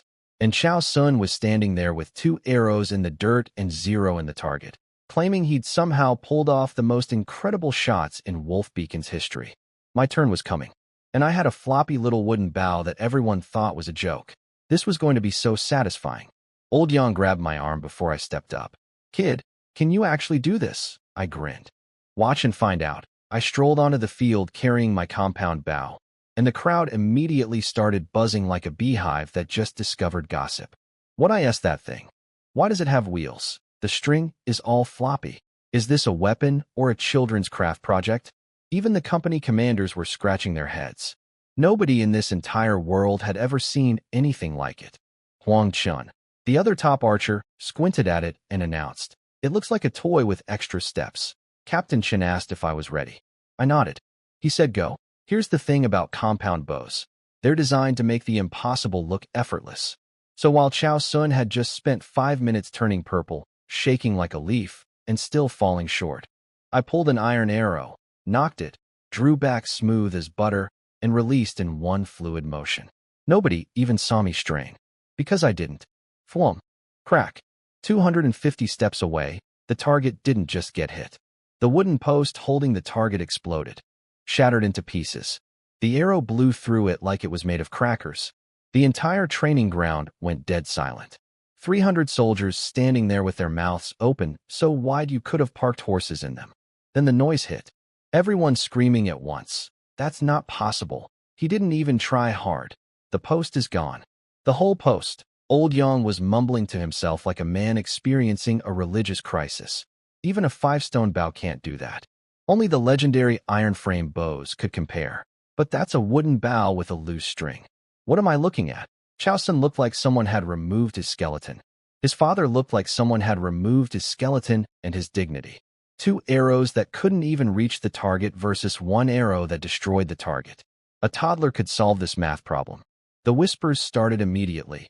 So it was CEO XUN trying to steal the credit. He couldn't even get his arrows to the target. and Ling Chuan blew the whole thing apart. You'd have to be brain dead to not see who the real shooter was. I turned to Captain Chun. Sir, do I need to shoot the other two? He waved me over with a grin. Get over here. What do you call this, Bao? I looked at my beautiful creation. Let's call it Armor Breaker. Armor Breaker. I like it. Then Shin walked me right up to Chao Sun. Face to face. Anything to say? Chao Sun looked like a man attending his own funeral. He'd gambled everything. His reputation, his father's influence, his career, on the assumption that Ling Ergo was a nobody who'd roll over. And now he was standing in front of 300 witnesses with 0 arrows in the target and 0 dignity remaining. Right on cue, Daddy Chao Zheng launched into the worst acting performance in military history. You ungrateful brat. How dare you do something so shameful? I'll beat you to death. Slap. Then kicks. Then punches. A full-on, outraged father discovers his son is a criminal. Broadway production. Chin didn't stop him. I watched like I was eating popcorn. The beating looked brutal, but if you paid attention, every hit landed on spots that wouldn't actually cause damage. Shoulders, back, thighs, nothing vital. This wasn't punishment. This was theater. Look how angry I am at my son. Clearly I had no idea. Please don't punish me. Chin let it go on until even he was getting bored, then finally said, That's enough, Commander Chao. Sir, this animal has disgraced our family. He must be severely punished. Chao Zheng was still performing, hoping his, look what a good disciplinarian I am, routine would earn sympathy points. Chen nodded pleasantly. Absolutely. Military law is military law. Effective immediately, Chao Sun is stripped of his section leader rank and demoted to common soldier. Chao Zheng's face looked like he'd bitten into a lemon filled with wasps. His entire performance, the beating, the outrage, the I'm such an honorable father act, and Shun just ignored all of it and dropped the hammer anyway. Chao Sun lying on the ground, dead inside, publicly humiliated, beaten by his own father, stripped of rank, and now known throughout the entire fort as the guy who tried to steal credit from a teenager and got caught because he couldn't even shoot half as far. That's not just a bad day. That's a career obituary. And I'm just getting started, buddy. After Chen left, he called me and all the 5th Company section leaders to his office. Old Ma's dead. You need a new company commander. Give me a name. Everyone looked at each other. Classic meeting energy. Everyone wanted the job. Nobody wanted to be the first to say it. And everyone knew they probably weren't qualified enough to convince the others. Chen scanned the room. No volunteers? Fine. I'll nominate someone. He paused. I think Ling Chuan would be a good fit. Young, yes, but brave and smart. A few guys had seen this coming. Why else would Chun invite a regular soldier to a leadership meeting? But not everyone was on board. A section leader named Liang Sheng stood up. 40-ish, most senior guy in the room. The obvious choice by experience and seniority.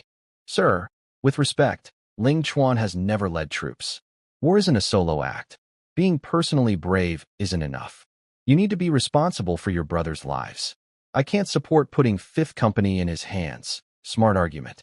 He didn't attack my achievements. That would have been stupid after what everyone just witnessed. Instead, he went for the experience angle. Sure, the kid can shoot. But can he lead? Chen looked at me. This was one of those moments where a mentor sets up the stage, but you have to deliver the performance. He could force the appointment, but it would mean more if I earned it right here. The floor was mine, and I had about 30 seconds to convince a room full of veterans that a teenager who'd been everybody's punching bag a week ago was qualified to command 100 men in a war zone. No pressure. I stood up, bowed to the room, and said what needed to be said. I may be young, but I've studied military strategy. I know how to lead troops and deploy forces. Commanding 300 to 500 men? Not a problem. Look, I know modesty is supposed to be a virtue, but this wasn't a poetry contest. This was a power grab. 2 lifetimes had taught me one crystal clear lesson. Without authority, you're just a talented nobody waiting to get stepped on. That's true in modern civilization, and it's double true in a world where people solve disagreements with swords. Liang Sheng nearly choked. Arrogant. You're still wet behind the ears, and you dare talk like this? I kept my face pleasant. If you don't believe me, let's prove it. You and me. Right now. Fine. How? Simple. We each command 500 troops on a sand table. Whoever wins, wins. Liang Sheng smirked. So you want to play with toy soldiers? Fine. I'll humor you. Rules. For 100 infantry, 100 cavalry each. Sand table battlefield. Go. My opening move. I sent all 100 cavalry charging straight at Liang Sheng's front line. Every section leader around the table winced. Even Shin looked like he was watching someone drive off a cliff. Military 101. Cavalry is your ace in the hole. You save it for the killing blow. You don't throw your entire trump card at the enemy's face in round 1. That's not strategy, that's a tantrum. Liang Sheng laughed like I just handed him the game. Pathetic. Spear formation. He deployed his infantry in a textbook anti-cavalry wall. Long spears pointed forward, ready to turn my horses into kebabs. Classic counter. Smart play. Exactly what I wanted.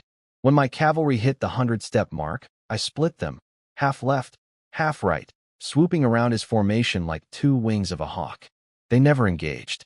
Just flew past. Liang Sheng blinked. What the? Fire. While his entire infantry was standing there holding spears at ghosts, my archers, hidden behind where my cavalry had been, unleashed a storm of arrows. See, the cavalry charge wasn't an attack. It was a screen. A giant moving wall of horses blocking his soldiers' view of my real formation. The moment the cavalry peeled away, the arrows were already in the air. 3 volleys. His infantry caught completely flat-footed. They had spears out, not shields. By the time Liang Sheng screamed, "Shields up!" my infantry was already charging his front, and my cavalry had circled around to hit his back. Hammer and anvil. Front and rear simultaneous assault against a disorganized formation trying to switch from spears to shields mid-combat. It was over before it started. Everyone around the table was staring at the sand table like it had just performed a magic trick. Chin's eyebrows were practically at his hairline. Not shock, but genuine admiration. The kind of look a teacher gets when a student solves a problem in a way they'd never considered. Was it unconventional? Absolutely. Would a textbook general call it reckless? Probably. Did it win? Completely. In my previous life, I was a military history nerd.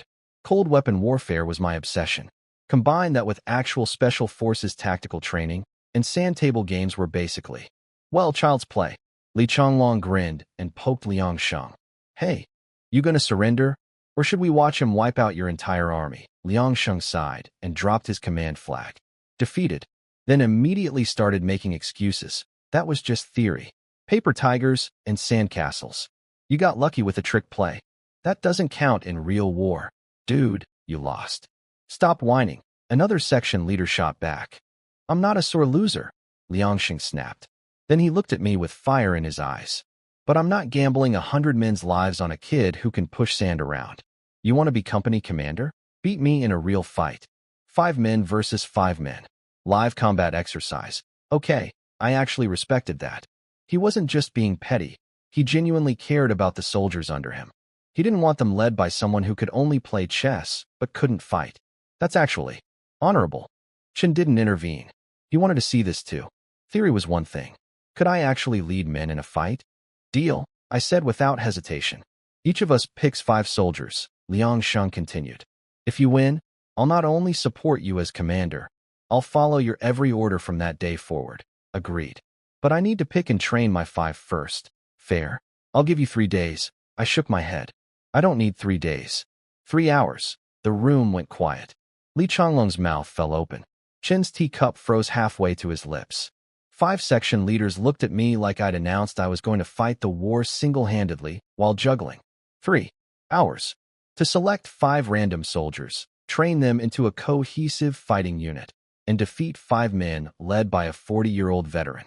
Even by my standards, that sounded insane coming out of my mouth. But I knew something they didn't. Modern small unit tactics, perfected over centuries of warfare that this world couldn't even imagine.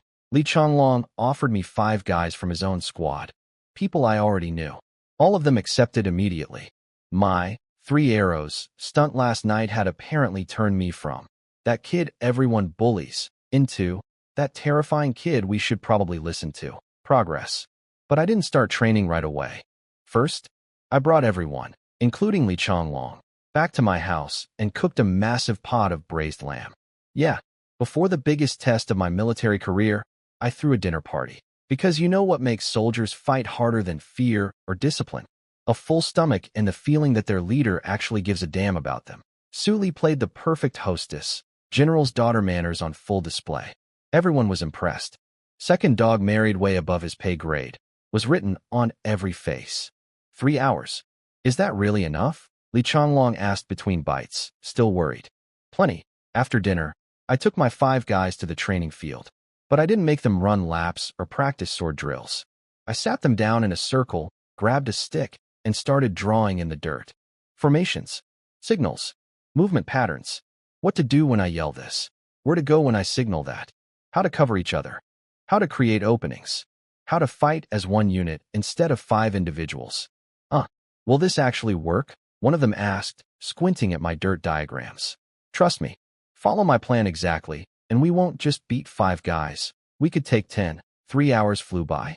Liang Sheng showed up at the training ground with his 5 men, looking confident and loose. A crowd had gathered. Apparently, teenager versus veteran in a real combat showdown was even better entertainment than this morning's archery contest. Chen was there too, watching from the side. Liang Sheng walked up to me. To his credit, he was actually decent about it. I don't want to take advantage. Seriously, I can give you 2 more days if you need them. I smiled. I appreciate that. But we're ready. Let's go. Both sides lined up. Liang Sheng's 5 guys looked like they'd been carved out of granite. Big, muscular, holding wooden practice swords, standing shoulder to shoulder like an angry wall of meat. Intimidation factor, 11 out of 10. My 5 guys. Let's just say they looked eclectic, like I'd picked them from a grab bag. One of them whispered to me, are you sure about this? But here's what nobody noticed. My team's positioning wasn't random. It was a formation, specifically, the 5 elements cone array, a combat formation from centuries of warfare in my previous world that these people had never seen and couldn't even imagine. 2 big guys up front with shields, not swords. 2 guys behind them with long spears. 1 archer in the back. Everyone else saw mismatched weirdos. I saw a war machine. The crowd had already written me off. Some commander from 3rd Company shook his head. This'll be over fast. Total mismatch. Even Li Changlong looked worried. Real fighting isn't sand table games, Chen shouted. Begin. Liang Sheng's 5 berserkers charged straight at us, swords raised, roaring like bulls. My guys nearly flinched, every instinct screaming run, but they remembered what I'd drilled into them. Do not retreat. Shields. My 2 front men snapped their shields up. 5 wooden swords came crashing down on solid wood and iron. Blocked. Every single hit. The enemy was pressing against our shields like hammering a door that wouldn't open. Spears. My 2 spearmen thrust through the gaps between the shields. 2 of Liang Sheng's guys took wooden poles straight to the chest and went down instantly. Before the remaining 3 could regroup, my shield guys pushed forward, the spearmen kept stabbing, and my archer started peppering them from behind cover. It was over in seconds. 5 men, all on the ground. My squad, 0 casualties. Not a scratch. Not a smudge. Total annihilation. The training ground went cemetery quiet.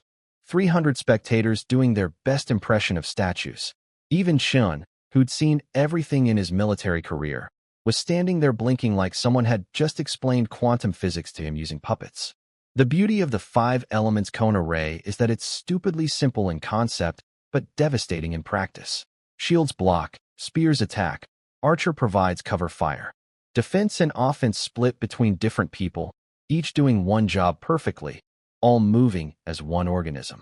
It's not about individual strength. It's about teamwork so tight that 5 average soldiers can steamroll 5 elite ones. And the best part? It took my guys 3 hours to learn. Because the formation doesn't require special skills. Just clear roles and basic coordination. Liang Sheng stood there looking like someone had unplugged him from reality. His 5 best fighters, handpicked killers, wiped out without landing a single hit. He took a deep breath, and to his eternal credit, said, I lost. Completely. From today forward, you're the company commander of 5th Company. I bowed. You fought well, Brother Liang. Chen made it official right there. Effective immediately, Ling Chuan is the new commander of 5th Company. Jaws hit the floor across the entire training ground.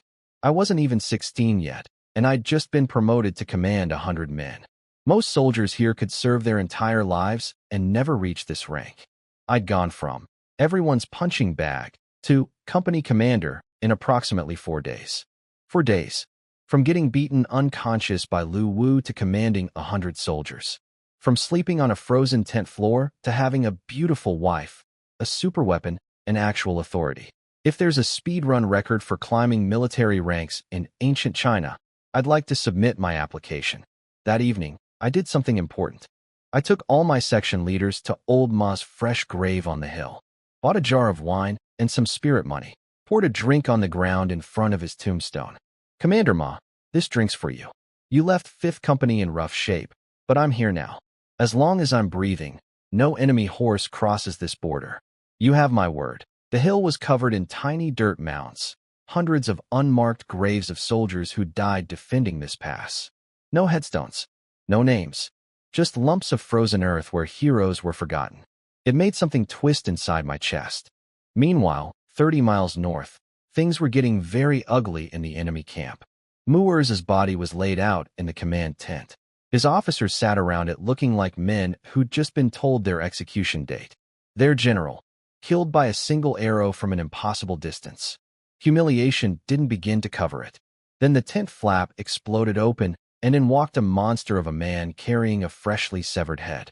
A dozen equally terrifying guys followed him, each holding their own dripping head.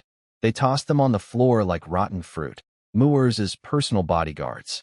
All of them. Decapitated. Because apparently, letting the boss die was an unforgivable offense in this army. This was Bachur, Muer's younger brother. Also one of the 7 elite generals. Also significantly more powerful, more decorated, and more psychotically violent than his brother. He knelt by the body, eyes burning red, and growled, "Tell me how my brother died." A trembling vice commander stammered out the story, the arrow, the distance, the armor penetration, everything. Bachur grabbed the man by the throat, lifted him off the ground with one arm, and listened. When the story was done, he drew his sword and cut the guy's head off midair. Just because. Then he examined the arrow hole in his brother's armor, running his fingers along the spiral blood grooves of my 3-sided broadhead, and snarled, 250 steps? Since when can the Zhou army shoot through heavy armor?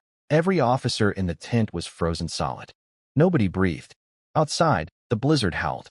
Somewhere south, inside a warm mud house at Wolf Beacon Pass, the guy responsible for all of this was probably eating hot pot with his beautiful wife, completely unaware that the scariest man in the enemy army had just made him priority target number 1. Oops. Meanwhile, 30 miles north, Muer's baby brother Bachur was having what you might call an emotional reaction. He'd stormed into camp carrying a severed head. His entourage, a dozen murder machines, each carried their own head too. Muer's personal bodyguards. All decapitated. Because in this army, if your boss dies and you don't get to keep your head either. Literally. He tossed the heads on the ground like bowling balls and knelt beside his brother's body. His eyes were red. Not sad red. Kill everything red. Tell me how he died. A trembling officer stammered out the whole story. Bachur listened carefully, then cut the man's head off. Just. Mid-sentence. As a thank you, apparently. Customer service reviews in this army must be brutal. Then he examined my arrow hole. Ran his fingers along the 3-sided broadhead grooves. 250 steps? Since when can the Zhou army shoot through heavy armor? He turned to Tai Lu, the big sniper who'd killed Old Ma on our walls. One of the Empire's 10 Eagle shooters, their top marksman. Could you make that shot? Tai Lu, a man whose entire identity was being amazing with a bow, went quiet. Then, no, sir. I couldn't. Even Bachur blinked at that. If their best archer couldn't do it, what kind of monster were they dealing with? Hi, that monster is me. I'm 16, and I invented my weapon from sticks. Bachur took command of the army, swore revenge, and got his troops chanting about destroying Wolf Beacon. But here's the scary part. Some rat-faced little man in a fur coat sidled up to him and whispered about a traitor inside our walls. Someone who'd been writing letters to Muerza, offering to open the gates from inside. A spy. In our fortress. Offering to let the enemy walk right in. And the rat face said the traitor had sent a new message tomorrow night. Open the gates. Let them in. Called it. The strongest fortress falls from the inside. And I was about to find out who the fish was. Back at Wolf Beacon, I settled into my new life as company commander. Morning workouts. This body was still pathetically weak compared to my old one. I needed to bulk up fast. Suli had started handling the household like a champion. Cooking breakfast, keeping the house clean, gently refusing to let me help. Your job is winning wars and climbing the ranks. My job is making sure you eat properly while doing it. I mean, I'd married the perfect woman. A general's daughter who could run a household, look like a goddess, and give strategic military advice. The whole package. Today's New Year's Eve, I told her. Captain Chun invited us for dinner. Her eyes went misty. Last New Year's Eve, her whole family was together. Parents, siblings, everyone. Now they were all gone. Every holiday would be a reminder of everything she'd lost. You go, she said quietly. I shouldn't. I didn't push her. Partly because I respected her grief. Partly because I was pretty sure tonight's dinner was going to involve considerably more than eating. We had our own little New Year's lunch together. Nothing fancy, but I made it special. Suli reminded me we were running low on money. I told her not to worry. My reward for killing Muurza was coming. By imperial law, killing an enemy general should earn 3,000 silver taels, a 3-rank promotion, and a captain's commission. Should. In theory. In the fairy tale version of the Great Zhou Empire. In reality, Chen had told me privately, forget the captaincy, and the money would be 1,000 taels at best. Because the empire was so broken that the military bureaucracy just pocketed the difference. The emperor had less actual power than a rubber stamp, and the noble families and warlords were running everything. Give it 3 to 5 years, and the whole empire would collapse. Then it'd be chaos, warlords fighting warlords, everyone trying to be king, and regular people getting crushed in between. Depressing stuff for New Year's Eve. Moving on. I headed to dinner, but got intercepted by one of Chen's guards. Change of plans.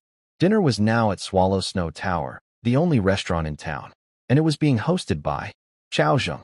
Chao Zheng, the guy whose son tried to steal my glory. Now he wanted to buy everyone dinner? As an apology? My internal alarm system went from yellow to screaming red. I walked in anyway. The place was decked out for New Year's, red silk, lanterns, traditional border decorations. Every company commander and section leader in the fort was there. Chao Zheng greeted me like I was his long-lost best friend, Brother Ling. Come, sit. I noticed 2 things immediately. 1. Chao Sun was nowhere to be seen. 2. The main seat was empty, save for Chun, who hadn't arrived yet. Everyone started toasting me. The other commanders were falling over themselves to be friendly, because apparently going from punching bag to guy who killed an enemy general with a homemade bow makes you very popular at parties. Don't forget us little people when you're famous, they kept saying, raising their cups. I drank with everyone, playing the gracious new star. The rice wine here was basically flavored water compared to the hard liquor from my previous life. I could drink a swimming pool of this stuff and still do calculus. But I pretended to get tipsy, swaying a little, slurring my words. Just drunk enough to seem harmless. Then I made my move. Hey, where's the food? I'm gonna go yell at the kitchen. I stumbled toward the back, wobbling like a happy drunk. In the kitchen, just the owner and his wife cooking. I slurred some complaints about slow service, then, accidentally, wandered toward the back door. The owner jumped in front of me. Bathroom's that way, Commander. Who said anything about a bathroom?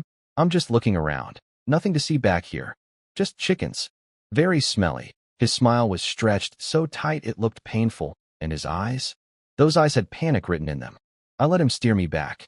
But as I passed Li Changlong and Liang Sheng's table, I fake stumbled, and when Liang Sheng caught me, I whispered 2 words into his ear, back courtyard. Then I straightened up and wobbled back to my seat like nothing happened. Just a drunk teenager at a New Year's party. Nothing suspicious here. Meanwhile, a little spy named Yu Shang, the one honest soldier from First Company who'd refused to lie for Chao Sun and gotten beaten half to death for it, had found me earlier that night on the walls. Chen had recruited him as an informant, and the kid had intel. He'd written 3 words in the snow on the wall, midnight. 3rd quarter. City gate, then wiped them away. So here's what I knew. There was a traitor planning to open the gates tonight. The enemy's scariest general was 30 miles away with 1,000 troops, waiting for the signal. And the friendly dinner, hosted by Chao Zheng, who'd conveniently gathered every military leader in the fortress into one room, with something suspicious hidden in the back, was happening on the same night. Coincidence? In my experience, coincidences don't exist on battlefields. I sat at my table, sipping terrible wine, smiling at everyone, and quietly preparing for what was about to be the most eventful New Year's Eve in Wolf Beacon's history. Chen walked in alone. No guards. Bold move for a man who knew tonight was a trap. Chao Zheng practically tripped over himself, welcoming Chun to the head seat, then yelled at the kitchen to start serving. The food came out: pork stew, braised fish, crispy chicken, a genuine feast by border army standards. Then came the real star of the show. Chao Zheng stood up and announced he'd bought everyone 10-mile fragrance wine. The fancy stuff. The kind only rich nobles could afford. Imported from a famous brewery hundreds of miles away. Every eyeball in the room went wide. These guys had been drinking rice-flavored water for years, and suddenly someone puts top-shelf liquor on the table? It was like offering caviar at a prison cafeteria. Don't hold back. Drink all you want. I've got plenty more. Chao Zheng beamed like the world's most generous trader. Chen raised his cup and told everyone to enjoy themselves. The room erupted. Cheering, eating, drinking, arm wrestling, finger-guessing games. Full New Year's party mode. I caught Chen's eye across the room. One tiny nod between us. We know. We're ready. 3 rounds in, Chao Zheng made his move. He strolled over with a wine bowl and sat next to me. Brother Ling, that whole misunderstanding with my son. I hope you don't hold it against me. Let me apologize properly. I had to give him credit. His sincere remorse face was really good.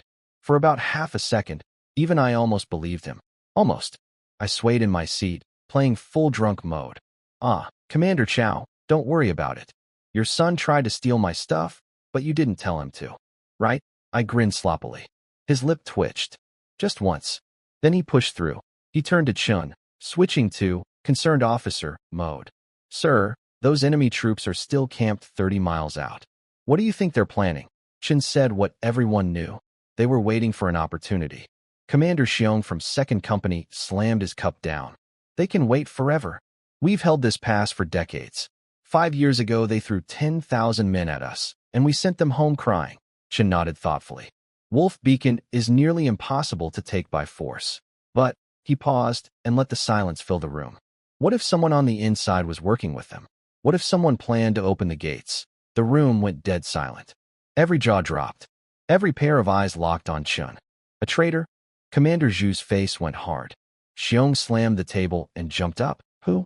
Point him out, and I'll RIP him apart. I was watching Chao Zheng's face like a hawk watching a rabbit. And there it was, one flash of panic in his eyes. Just a flicker. Then he composed himself.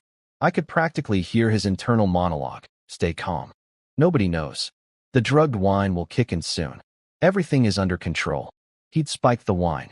The fancy, expensive, look how generous I am, wine. Laced with knockout drugs. In about 15 minutes, every officer in Wolf Beacon would be unconscious, and his men hidden in the restaurant's back courtyard would come out and finish the job. Then open the gates. That was the plan anyway. He'd barely finished reassuring himself when he turned around and found my face approximately 3 inches from his. What the? He jumped. What ya thinking about, Commander Chao? I asked with my best drunk but not really smile. And nothing. Nothing at all. I leaned back, nodding sagely. You know, I once met a mystic who taught me how to read minds. Chao Zheng laughed nervously. Huh. Probably a street con artist. Maybe. But let's test it. I pressed my fingers to my temples, closed my eyes, and started doing the most ridiculous fake psychic routine in military history. Head wobbling. Eyes scrunched. Full fortune teller theater. Then I opened my mouth. Commander Chao is currently thinking. The enemy's 1,000 elite troops should be arriving outside our walls right about now. All he needs to do is open the city gates, and they'll walk right in. Wolf Beacon falls without a fight. The color drained from Chao Zheng's face so fast I thought he might actually faint. He leaped up. That's slander. How dare you? Chen put a hand on his shoulder, calm as a summer pond. Relax. He's just drunk and rambling. No need to get upset. I'm a commander. I won't tolerate these accusations. I wasn't done. Oh wait, I'm getting another reading. I pressed my temples again. Commander Chao is also thinking. In about 15 minutes, the knockout drugs he put in the wine will take effect. Then his soldiers hidden in the back courtyard will rush in, kill everyone here, and open the gates for the enemy.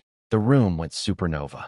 Chao Zheng's face went from angry denial to pure existential horror in about 1 second. Because everything I said was true. Every single detail. He was staring at me like I'd actually reached into his brain and read his thoughts off a scroll. Xiong and Zhu were already on him. Two massive commanders slamming him face first onto the table before he could blink. You traitorous dog. Let go of me. He's making it up. He's trying to frame me because of the archery thing. Can't you see this is revenge? I opened my eyes, gave him my warmest smile, and asked, so, did I guess right? Guess this, you. He launched into a creative string of profanity involving my mother, my character, my ancestry, and several anatomically impossible suggestions. Here's the beautiful thing. The more he screamed, the more guilty he looked. An innocent man would have been confused. Xiao Zheng was terrified, because deep down, he couldn't figure out how I knew. Was I actually psychic? Did I have spies? Had one of his men talked? The answer was much simpler. A kid named Yu Sheng, one honest soldier who refused to lie, got beaten for it, and then gave us everything we needed. Never underestimate the power of one person with a conscience. The party atmosphere went from festive to murder mystery dinner in about 3 seconds flat. I clapped my hands. Showtime. Li Changlong and Liang Sheng dragged out 2 soldiers from the back. Xiao Zheng's men, tied up like holiday turkeys, mouths gagged, eyes screaming, please don't kill us. Then came the restaurant owners, shaking so hard they could have powered a windmill, falling to their knees. Sir, we didn't know anything, the owner stammered. Commander Chow told us to use his wine, and his men guarded it. He wouldn't even let us touch the barrels, Chen nodded. You're fine. Stand up. They stood up and proceeded to breathe as quietly as humanly possible, like 2 people trying to become invisible. Xiao Zheng stared at his captured men, and his face went through a complete color wheel. His perfect plan, his airtight scheme, unraveling right in front of him. You could practically see the gears grinding. How? How do they know? Care to explain, Commander Chow? Sir, this isn't what it looks like. Then his eyes went cold. Survival mode. His wrist flicked, and suddenly there was a hidden dagger in his hand. Where was he keeping that? And he slashed Commander Zhu's arm. Zhu yelled, loosened his grip, and Xiao Zheng bolted for the door. I grabbed a bench and launched it at his back like a wooden missile. Direct hit. He face-planted beautifully. But he wasn't done. Still on the ground, he screamed. Now, the front door exploded open. Freezing wind, snow, and a dozen armed soldiers poured in. First Company section leaders who were supposed to be guarding the walls. Xiao Zheng's loyalists. All armored. All armed. All pointing weapons at a room full of officers who'd been drinking. Xiao Zheng scrambled to his feet, confidence fully restored. He turned to us with the smuggest grin imaginable. Everyone enjoy dinner? Good. Because it's your last. You traitorous dog, Commander Xiong roared. Traitor? Xiao Zheng actually laughed. Don't be so dramatic. We're all soldiers for hire. What difference does it make if the boss is the Zhou Emperor or the barbarian Khan? Then he went full villain monologue. 20 years of resentment poured out like sewage from a broken pipe. Those noble brats spend more on one dinner than we earn in 10 years. I've worn this armor for 2 decades, and my entire career is worth less than the jade belt on some rich kid's waist. Why? For what? Commander Wu from 4th Company pointed at him. So you'd sell your own ancestors for a promotion? The enemy promised me a 1,000-man command. You know how long it would take to earn that here? Never. That's how long. Insults flew from every direction. Traitor. Dog. Scum. Each one made Xiao Zheng's face darker and uglier. Then he pointed at Chen. This is your fault. If you hadn't kept favoring that brat Ling Chuan, none of this would have happened. Chen just shook his head sadly. Even now, you can't see what you've done wrong. Wrong? Xiao Zheng howled with laughter. History is written by winners. And right now, you're the ones about to die. My guys have this room surrounded. And I stepped forward, calm as a man ordering breakfast. I'd recommend turning around before you finish that sentence. What? For the first time, a crack appeared in his confidence. Because he'd finally noticed something that should have been obvious. Chun and I hadn't panicked. Not once. Not even a little bit. Even with a dozen armed men pointing weapons at us, we were standing here like we were waiting for dessert. He turned around slowly. His section leaders were standing at the front of the formation. But they were wrong. Stiff. Glazed eyes. Swaying slightly. Like puppets with cut strings. Then they collapsed. Face first. Behind them stood Chen's personal guards, his elite soldiers, weapons drawn, very much alive, and very much in control.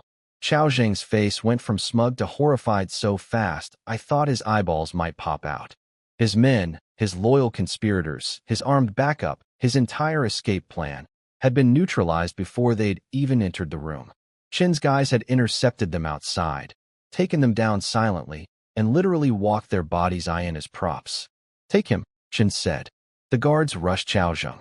To his credit, the man could fight. He hadn't climbed from common soldier to company commander on connections alone. He swung that dagger like a cornered animal, actually holding off multiple attackers, looking for an escape route. He spotted the window. His last chance. He sprinted toward it, and found me standing in his way. Die, he slashed at my throat with everything he had. I didn't blink, didn't flinch, didn't even breathe hard. I used the small grappling hand technique. 3 fingers hooked into the pressure point on his elbow like iron claws. His entire arm went numb. The dagger fell. I caught it midair with my other hand. Then, 2 quick slashes. I severed the tendons in both his arms. Surgical. Precise. Like a doctor performing an operation. Except the patient was screaming and the operating room was a restaurant full of stunned military officers. 1 kick to the chest sent him flying backward into the waiting arms of Qin's guards. Pinned. Done. Game over. The room went quiet. Every officer staring at me. The speed, the precision, the absolute cold-blooded efficiency of what I'd just done. Catching a falling dagger. Cutting tendons in both arms in under a second. Not a wasted movement. Not a tremor of fear. 3 days ago, I was Ling Ergo, the kid everyone slapped around for fun. Tonight, I'd just dismantled a military conspiracy, exposed a traitor, and disabled a veteran commander with my bare hands. At a dinner party, on New Year's Eve. Happy New Year, Wolf Beacon. Your boy is just getting warmed up. Xiao Zheng knelt there with a blade on his neck, and he still couldn't figure out how everything fell apart. He looked at Chun. How did you know? Chun pointed at me. Ask him. Xiao Zheng turned to me. I shrugged. Would you believe me if I said I guessed? Impossible. My plan was perfect. Nobody knew except my inner circle. I leaned against the wall, crossed my arms, and gave him the full breakdown. Because honestly, watching a villain learn exactly how dumb he was is one of life's great pleasures. Mistake 1. Those enemy scouts on the hidden trail a few days ago. That path is a secret. The enemy didn't know about it. Unless somebody told them. Mistake 2. Attacking Wolf Beacon in winter makes zero strategic sense. Unless someone on the inside guaranteed them an open door. Put those 2 together, and even a child could smell a rat. His face was twitching. So Chun and I planted informants near every company commander. And that same night, someone spotted your man sneaking out of the fort. Impossible. My people were careful. Careful enough to fool outsiders, sure. But your own people? I let that hang. You can't hide secrets from the people standing right next to you. His eyes went wide. Who? I wasn't going to say. But then a skinny figure stepped forward on his own. Me. Yu Sheng. The kid with the bruised face who refused to lie for Chao's son. The honest soldier everyone had beaten and ignored. The guy who'd rather get punched in the face than compromise his conscience. And he was the one who brought down the entire conspiracy. Xiao Zheng nearly had an aneurysm. You worthless. The beautiful irony. Xiao Zheng's son tried to steal my military credit. Yu Sheng refused to help with that lie. Got beaten for it. And that beating put Yu Sheng on our radar. Chen recruited him as a spy. And Yu Sheng caught the whole treason operation. Xiao Sun's petty theft literally created the informant that destroyed his father's master plan. The universe has a sense of humor. Just kill me and get it over with. Xiao Zheng finally muttered. Chen walked up, took my dagger, and looked him in the eye. For the years we served together, I'll make it quick. 1 thrust. Heart. Done. Xiao Zheng hit the floor and didn't get up. No dramatic last words. No tearful redemption. Just a traitor who gambled everything on betrayal and lost. Now for the fun part. Late that night. Blizzard howling. 3 miles outside Wolf Beacon, 1,000 enemy elite cavalry sat in the snow, freezing their butts off, waiting for a signal. Botcherer, Muirs' terrifying little brother, the guy who decapitates people for giving reports, sat on his horse staring into nothing. Beside him, the rat-faced intelligence officer Chagon was slowly turning into an icicle, his little mustache frozen into 2 tiny tusks. What time is it? Almost midnight, sir. If we don't see the signal by the 3rd quarter, I'm taking your head, Bachiter informed Chagan, casual as commenting on the weather. Chagan's soul visibly left his body. He was praying to every deity he knew that Xiao Zheng would come through. Minutes crawled by. The cold was killing horses. Soldiers were shaking. Chagan was basically writing his will in his head. Then, a firework bloomed above Wolf Beacon. Faint through the snow, but unmistakable. The signal. There it is. Chagan nearly wept with relief. His head was staying attached. Best night of his life. Bachito's face split into a frozen grin. He drew his curved sword, raised it high, and roared. All forces, charge Wolf Beacon. 1,000 riders thundered through the snow. 3 miles. Nothing for cavalry. The snow muffled the hoofbeats. Nature itself seemed to be helping them sneak in. They arrived at the walls. Dead quiet. Not a single guard visible. And the city gates? Wide open. He did it. Chagan was practically dancing in his saddle. Xiao Zheng actually pulled it off. Ian, take everything. Grain, silver, women. Bachir charged through the gates first, because the man had exactly 0 chill. His army poured in behind him like a river of steel, everyone racing to be first because first through the gate meant first pick of the loot. They flooded into the killing box. Sorry, I mean the Urn City, the enclosed courtyard between the outer and inner gates. 500 men packed in like sardines. And then, nothing. Silence. No defenders. No civilians. No resistance. Just snowflakes falling softly in the dark. Bachita's war instincts started screaming. Too quiet. Too easy. Too. The walls above erupted. Hundreds of torches blazed to life simultaneously, turning the pitch-black courtyard into broad daylight. And in that sudden light, 1,000 terrified enemy faces looked up to see every single wall lined with armed soldiers staring down at them. Retreat. Now, Bachir screamed. Boom, boom, boom, boom. Boulders. Massive boulders. Hundreds of pounds each, crashing down from above the gate, crushing dozens of men instantly, and here's the beautiful part, completely blocking the only exit. The gate was sealed, buried under tons of rock and timber. No way in, no way out. 1,000 elite soldiers trapped in a stone box. Chen appeared on the wall above, armor gleaming in the torchlight, looking like a war god who'd been waiting for this moment his entire career. Bachir, I've been expecting you. Bachir's face twisted with rage. You coward. This is treachery. It's called strategy, Chen replied, cool as ice. You wanted an inside man to open the gates? How's this for an inside job? Then, on cue, a body was shoved off the wall, hands tied, dangling from a rope against the stone. Xiao Zheng, dead, swinging gently in the wind. Their inside man. Their guaranteed victory. Their whole plan. Hanging from the wall like a rejected Christmas ornament. That signal firework? We sent it. The open gates? We opened them. The empty walls? We cleared them. Every single piece of Bachir's perfect infiltration was a trap we'd built around him like a gift-wrapped coffin. I stood on the wall next to Chun, compound bow loaded, looking down at 1,000 trapped enemies, and thought, best. New Year's Eve. Ever. Fire. Chun gave the order, and the sky fell on them. Hundreds of arrows pouring down like the world's deadliest rainstorm, straight into a courtyard packed wall-to-wall with 500 cavalry who had 0 cover. See, here's the beautiful stupidity of it. Cavalry carry curved swords and bows. Not shields. The infantry with shields? Still stuck outside the blocked gate. So 500 of the enemy's best riders were trapped in a stone box with nothing to hide behind except each other. Bachir's bodyguards threw themselves on top of him like human sandbags, using their armored bodies as shields. Iron armor helped, until it didn't. Men kept dropping. The ramps. Charge up the ramps. Bachir screamed, pointing at the stone stairways built into the walls, the only possible escape route upward. The first wave of soldiers sprinted for the stairs. They made it about 20 steps before getting turned into pincushions. Second wave, same result. Again, this time they got smart. They ripped armor off their dead buddies and held it over their heads like improvised umbrellas. It actually worked, kind of. They pushed past the first turn, the second turn, losing half their men but getting close to the top. Almost there. Almost to the wall. Almost to. Now, some people might ask, Ling Chuan, why didn't you just destroy the ramps beforehand? Excellent question. And the answer is, because I told Chen not to. This was my plan.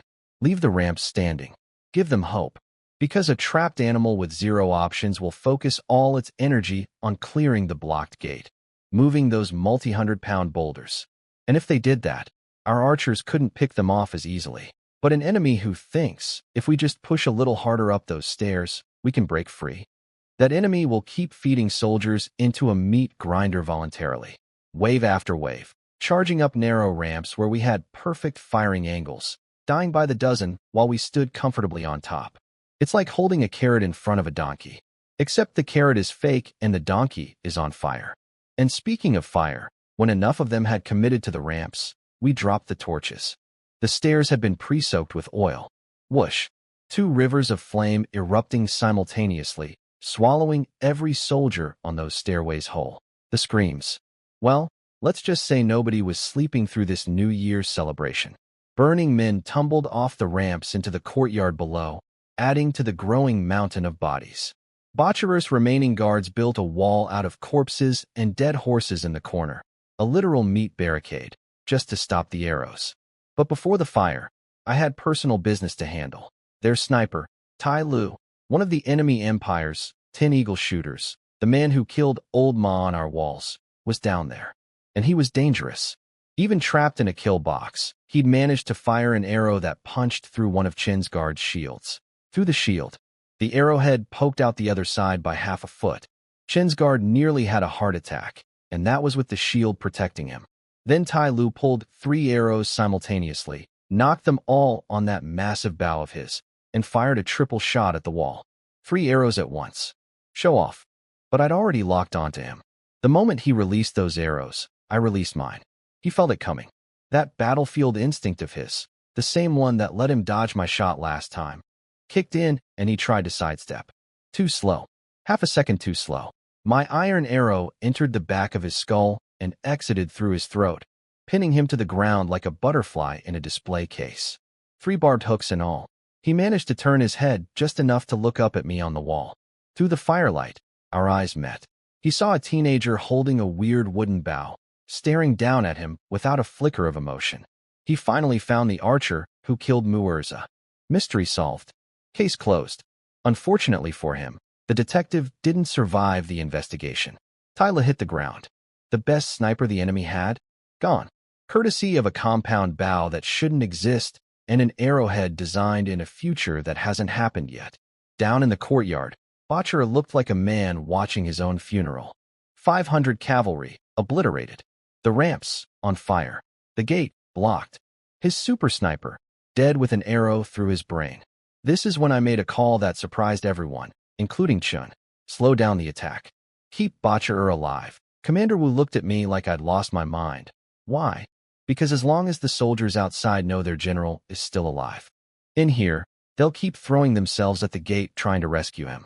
And every time they charge that gate, our archers pick them off from above like it's target practice. But the second they find out he's dead, they'll scatter into the snowstorm, and we'll never catch them. Chin's eyebrows went up. Wu's mouth fell open. Then both of them started nodding slowly as the genius of it sank in. You're a genius, Wu said, looking at me like I'd just invented gravity. It's not genius. It's a textbook, surround the point to strike the reinforcements, tactic. Every military academy in my previous world taught it on day 1. But to these guys, living in an era where tactics meant charge at them really hard, it might as well have been sorcery. Keep the pressure inside loud but light, I added. Focus our real killing power on the ones outside. And so the slaughter continued. Outside, wave after wave of infantry charged the blocked gate with shields overhead, trying to clear the rubble. Most of them died before they got close enough to touch it. Our archers were sitting on top of comfortable walls, well-rested, well-fed. I'd made sure everyone ate properly, raining death on exhausted, freezing enemies who were trying to lift boulders while dodging arrows. 1 hour. That's how long it lasted. 1 hour of the most lopsided battle Wolf Beacon had ever seen. Our casualties? Basically 0. Their casualties? Inside the walls. 500 cavalry reduced to botcherer and a handful of wounded men hiding behind a pile of their dead friends. Outside, half of their remaining 500 infantry, dead in the snow, creating a trail of bodies leading from the gate outward like the world's grimmest welcome mat. The two surviving enemy captains were having a crisis. We need to retreat. If we abandon Bachar, his boss will kill all of us. Beautiful dilemma. Stay and die here, or leave and die later. Either way, the enemy army that had terrorized our border for years was getting absolutely demolished on New Year's Eve by a garrison half their size. I stood on the wall, compound bow resting on my shoulder, watching the carnage below, and thought, you interrupted the most important moment of my life with Suli for this? You deserve every arrow. Happy New Year, everyone. Drinks are on the enemy. One of the two enemy captains outside was arguing with the other about whether to stay or run. Let me settle that debate for you, buddy. I drew my compound bow, picked him out through 300 steps of blizzard. Yeah, 300, in a snowstorm, and put an arrow through his chest. He toppled off his horse like a sack of potatoes falling off a shelf. Commander Wu nearly broke his hand punching the wall in excitement. Chen just stared at me with an expression I can only describe as, what are you? 300 steps. In dense snow. At night. With wind. On a moving target on horseback. I'm not gonna lie, even I was a little impressed with myself on that one.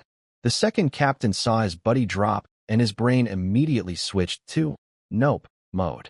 He yanked his horse around and bolted. The remaining infantry saw both their leaders gone and collectively decided that dying for a trapped general wasn't in their contract. Mass retreat. Right into Commander Xiong's welcoming party. See, we positioned a cavalry unit outside the fortress before the battle even started. Fewer than 100 riders, hidden in the snow, waiting for exactly this moment. The enemy ran straight into them like mice fleeing into a cat convention. Xiong led the charge personally, spear first, absolutely loving life.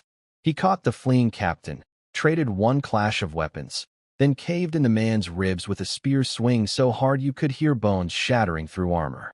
Follow-up thrust, straight through the heart guard. Shish kebab. Done. The remaining enemy soldiers? Most had dropped their weapons while running.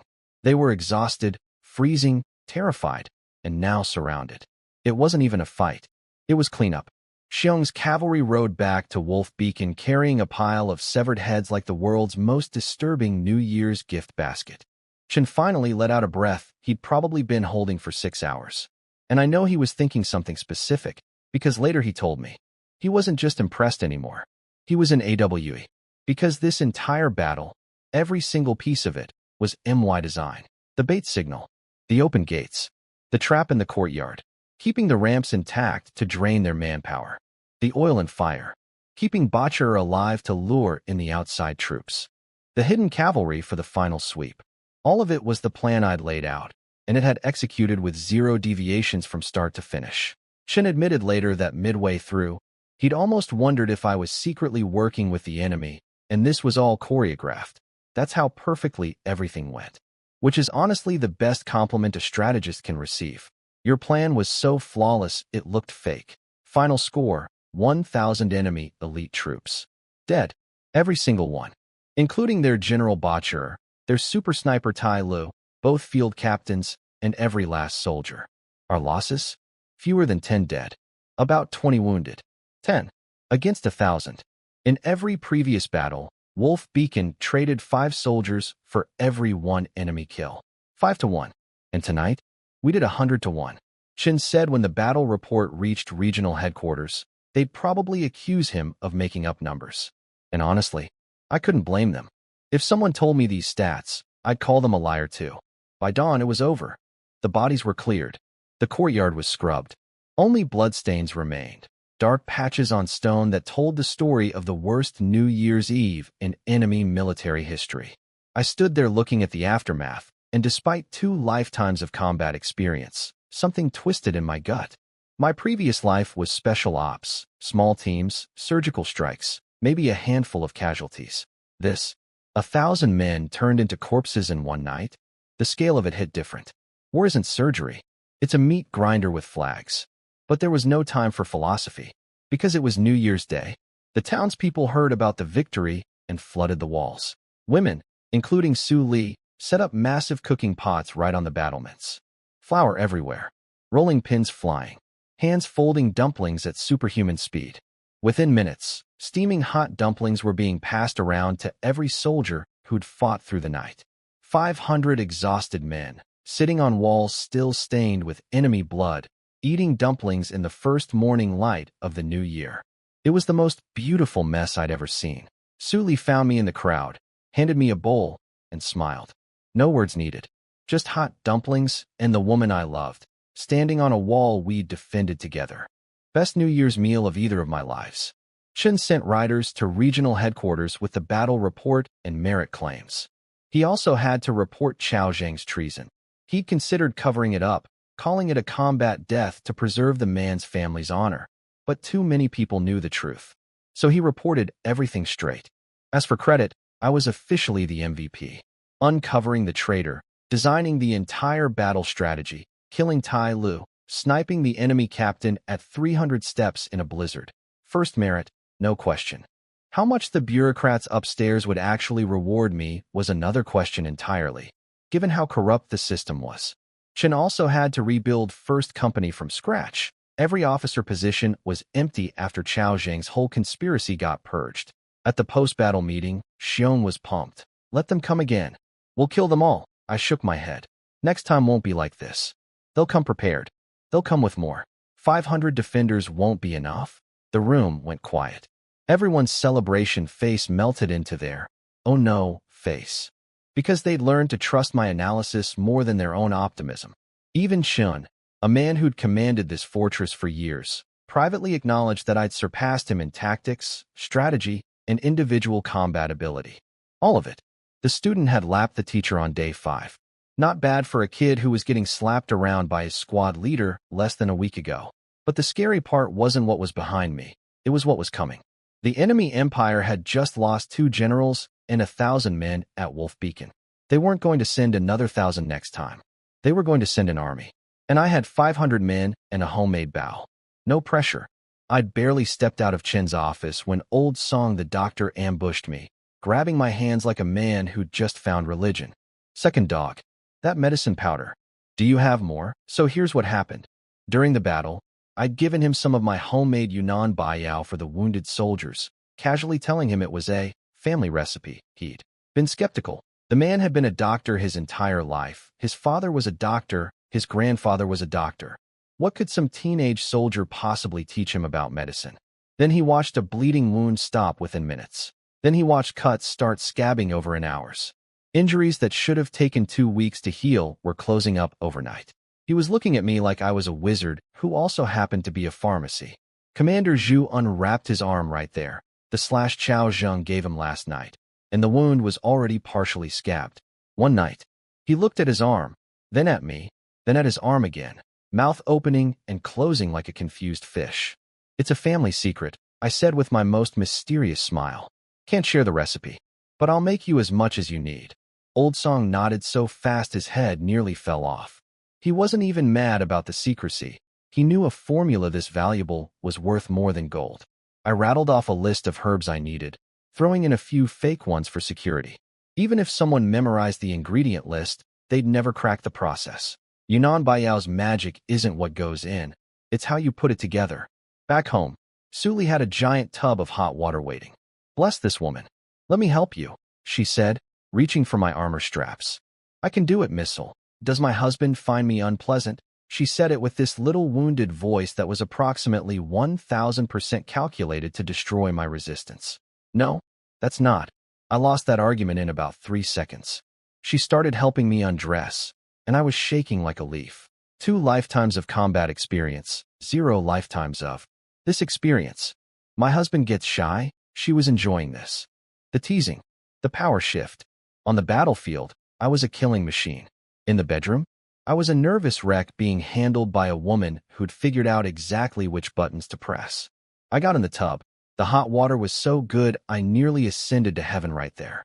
Suli washed my back and hair, chatting about how everyone in town was talking about the battle, how even Chun was singing my praises. When the reward money comes, I told her, we're having a proper wedding feast. Inviting the whole fort, she went quiet. Then I felt warm drops on my back. Turned around, tears streaming down her face. Why are you crying? You're too good to me, she choked out. You're my wife. Who else would I be good to? I wiped her tears and kissed her. And that kiss was like lighting a match next to a barrel of gunpowder. Take me, she whispered. So, yeah, remember that war horn that interrupted us last time? No war horn this time. The universe finally decided to cut me some slack. Let's just say we were busy for a very long time. I'd fought all night, then this all night. By the time we collapsed, my body had officially filed a formal complaint with my brain. I slept until the next afternoon like a dead man. Woke up to Suli talking to someone at the door. Who's here? Old Song dropped off the herbs you asked for. Go back to sleep, darling. I pulled her back into bed. You need rest too. I'm fine. You haven't eaten all day. Let me make you porridge. I'm not an invalid. You don't have to wait on me hand and foot. But she did anyway. Because that's who she was. And now that we'd crossed that threshold, she was somehow even more affectionate. Like the last wall between us had dissolved, and what remained was pure, unfiltered devotion. That evening, I made more Yunnan Baiyao while Suli assisted. Then, well, we went to bed early again. Not to sleep. We were newlyweds, okay? Sumi. She lay in my arms afterward, face glowing with happiness, and whispered, Husband, I love you. I love you too. Wife. I tapped her nose gently. Now sleep. Next morning, I got up early to train. This body still needed serious work, and came home to breakfast already made. Why are you up so early? You should rest more. She gave me this pouty look. It's your fault. You showed no mercy last night. I'm still sore, you know. I immediately felt terrible. I'm sorry. I should have been more careful. Here, let me. She burst out laughing. I'm kidding. I'm not some fragile flower. This woman is going to give me a heart attack faster than any enemy army. I headed to the blacksmith to get more arrows made. Then remembered. New Year's break. Everything closed. So I bought some rice wine instead, remembering my promise to old Yang. On the way, I ran into Yusheng, the brave kid who'd blown the whistle on Chaozheng. He was walking with his head down, looking heavy. Hey, what's wrong? I went to visit my parents' graves, right? He was an orphan too. Parents killed in the war. Just like me. I put my hand on his shoulder. Don't be too sad. At least you have graves to visit. My parents don't even have that. And the memories rushed back. Not MY memories, but the original Ling Chuan's. His father, trying to shield his wife and son from enemy cavalry.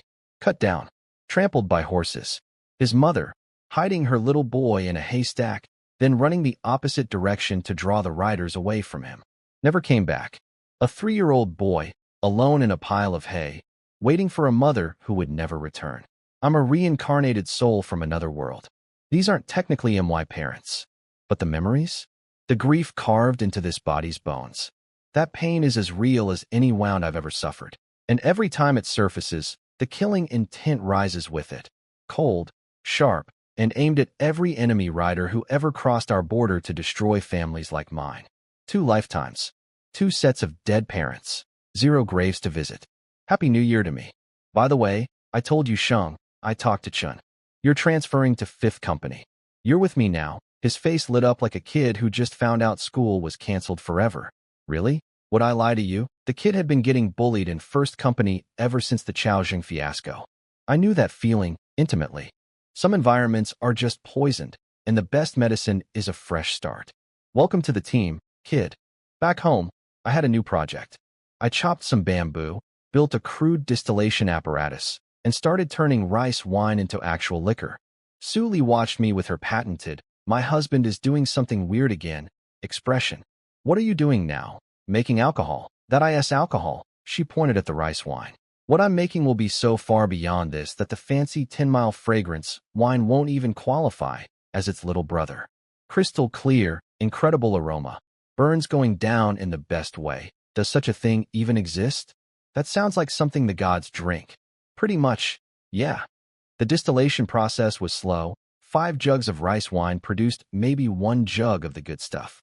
And even that was slightly cloudy because the base wine was primitive. Give me proper equipment and a few months, and I could build a distillery that would make me the richest man in this world. Filed that under future empire-building plans. Then Yusheng came sprinting in like the house was on fire. Commander. Sis. The regional headquarters sent someone. It's Lu Wu's brother-in-law. Captain Chen wants you there now. My stomach did a little flip. Not panic. I don't panic. But definitely a, here we go moment. Su Li's face tightened. She'd never asked me how Lu Wu actually died. Woman's intuition told her the official story had holes, but she loved me enough to not dig into them. Smart wife. Best wife. Chen had specifically told Yu Sheng to mention it was Lu Wu's brother-in-law. That was a warning. Translation: the dead guy's family is here asking questions. Get your story straight. Here's the background. Lu Wu's sister was a former courtesan who'd been bought out of a pleasure house by a man named Zhang Ji, a staff officer at Northern Command Headquarters. Not a high rank, exactly, but a whisperer. The guy who stands next to the general and murmurs things. In any military, that kind of access is worth more than 10 promotions. One word from Zhang Ji could make or break careers. Lu Wu had been too incompetent to benefit from this connection beyond scoring a squad leader position at the armpit of nowhere. But his brother-in-law? That man had pull. I walked into Chen's office and immediately spotted the problem. Zhang Ji was sitting in Chen's chair, the main seat, the power position. A thin, weasel-faced man in his 40s with scholar's hat and cold, calculating eyes. His 2 bodyguards stood behind him radiating, "We think we're better than you," energy. Chen introduced him. I bowed properly. Officer Ling Chuan, reporting. Zhang Ji didn't even look up. He was playing with a fancy teacup, stroking it like a Bond villain with a cat. Complete power move, making me stand there while he pretended I didn't exist. The silence stretched. Even Chen looked uncomfortable. Finally, Zhang Ji raised his little triangle eyes. "You're Ling Chuan?" "Yes, sir." "I hear you killed Muerza with 1 arrow?" "Yes, sir." "And the entire New Year's Eve battle strategy was yours?" "Yes, sir." Quite the young hero, he smiled. The kind of smile that makes you check if your wallet is still there. Going from common soldier to company commander in a few days, that's almost unheard of in the entire Northern Command. Just doing my duty to the Empire, sir. Then the smile vanished. Like someone flipped a switch from fake friendly to actual predator. Too bad you killed Lu Wu. He may have been useless, but he was my wife's brother. And for that, you owe me a life. The room temperature dropped about 20 degrees. Chen tensed. I could feel him mentally reaching for his sword.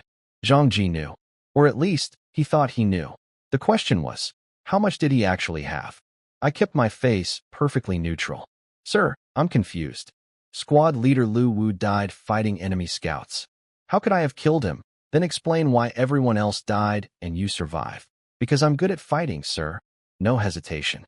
"No, I got lucky. No nervous fidgeting. Just cold, matter-of-fact confidence." I could see it threw him off.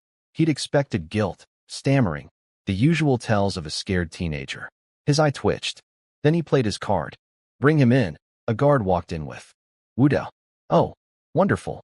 Wuda, the guy whose leg I'd stabbed with a dagger, the only member of our squad who wasn't on that patrol because he was still recovering from MY attack. The one survivor who knew the full backstory. I could immediately see what had happened in Wuda's brain. He'd been lying in bed that night when he heard the news. Everyone who went on patrol was dead except Ling Chuan. And his little hamster wheel started spinning. He knew Lu Wu had planned to kill me on that patrol. He knew about the conflict over Su Li. He knew about the beatings and the grudge. And somehow, the only person who walked out alive was the target? Wuda had connected the dots. And then he'd gone running to big brother Zhang Ji. The chess pieces were all on the board now. Zhang Ji had motive, a witness, and political power. I had the truth on my side. But in this world, truth without power was just a nice story people told at your funeral. Time to find out which was stronger, a bureaucrat's connections, or a special forces king's ability to talk his way out of absolutely anything. Wuda stood there looking like a man who'd rather be literally anywhere else. A battlefield, a latrine, the bottom of a well. Anywhere but between me and a vindictive bureaucrat with a grudge. Here's what had happened in Wuda's tiny brain. He'd been lying in bed nursing the leg wound I gave him, heard that everyone on the patrol died except me, and started doing math. He knew Lu Wu planned to murder me during that patrol. He knew about the whole steal Ling Chuan's wife scheme. He knew we'd been fighting. And somehow, magically, the assassination target was the only survivor? His theory: we encountered the enemy scouts, killed them together, and then I backstabbed Lu Wu's squad while they were weakened. Classic opportunistic murder. He was actually pretty close. Except he had the order backwards. I killed Lu Wu first, then fought the scouts solo.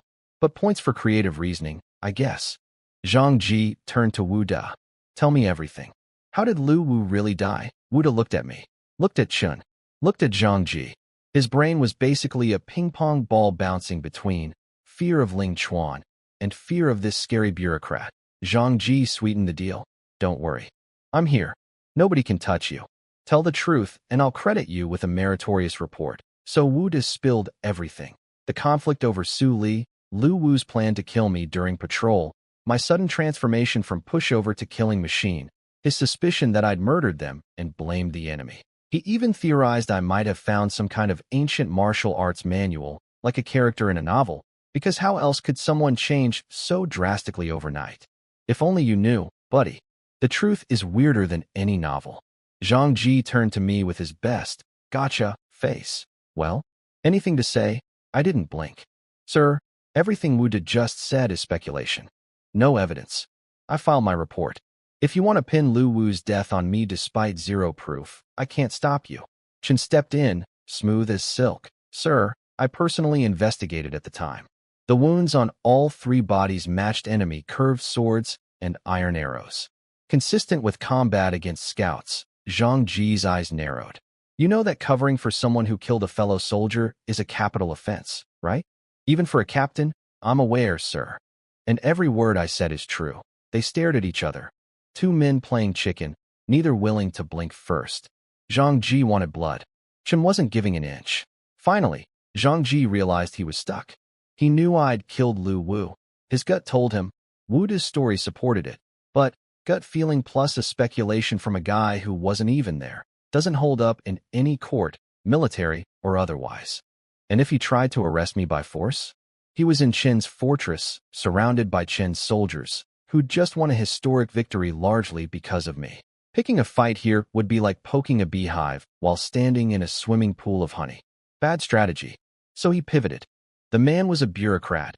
After all, they always have a plan B. Wu Da, you said Ling Chuan injured you previously? Yes, sir.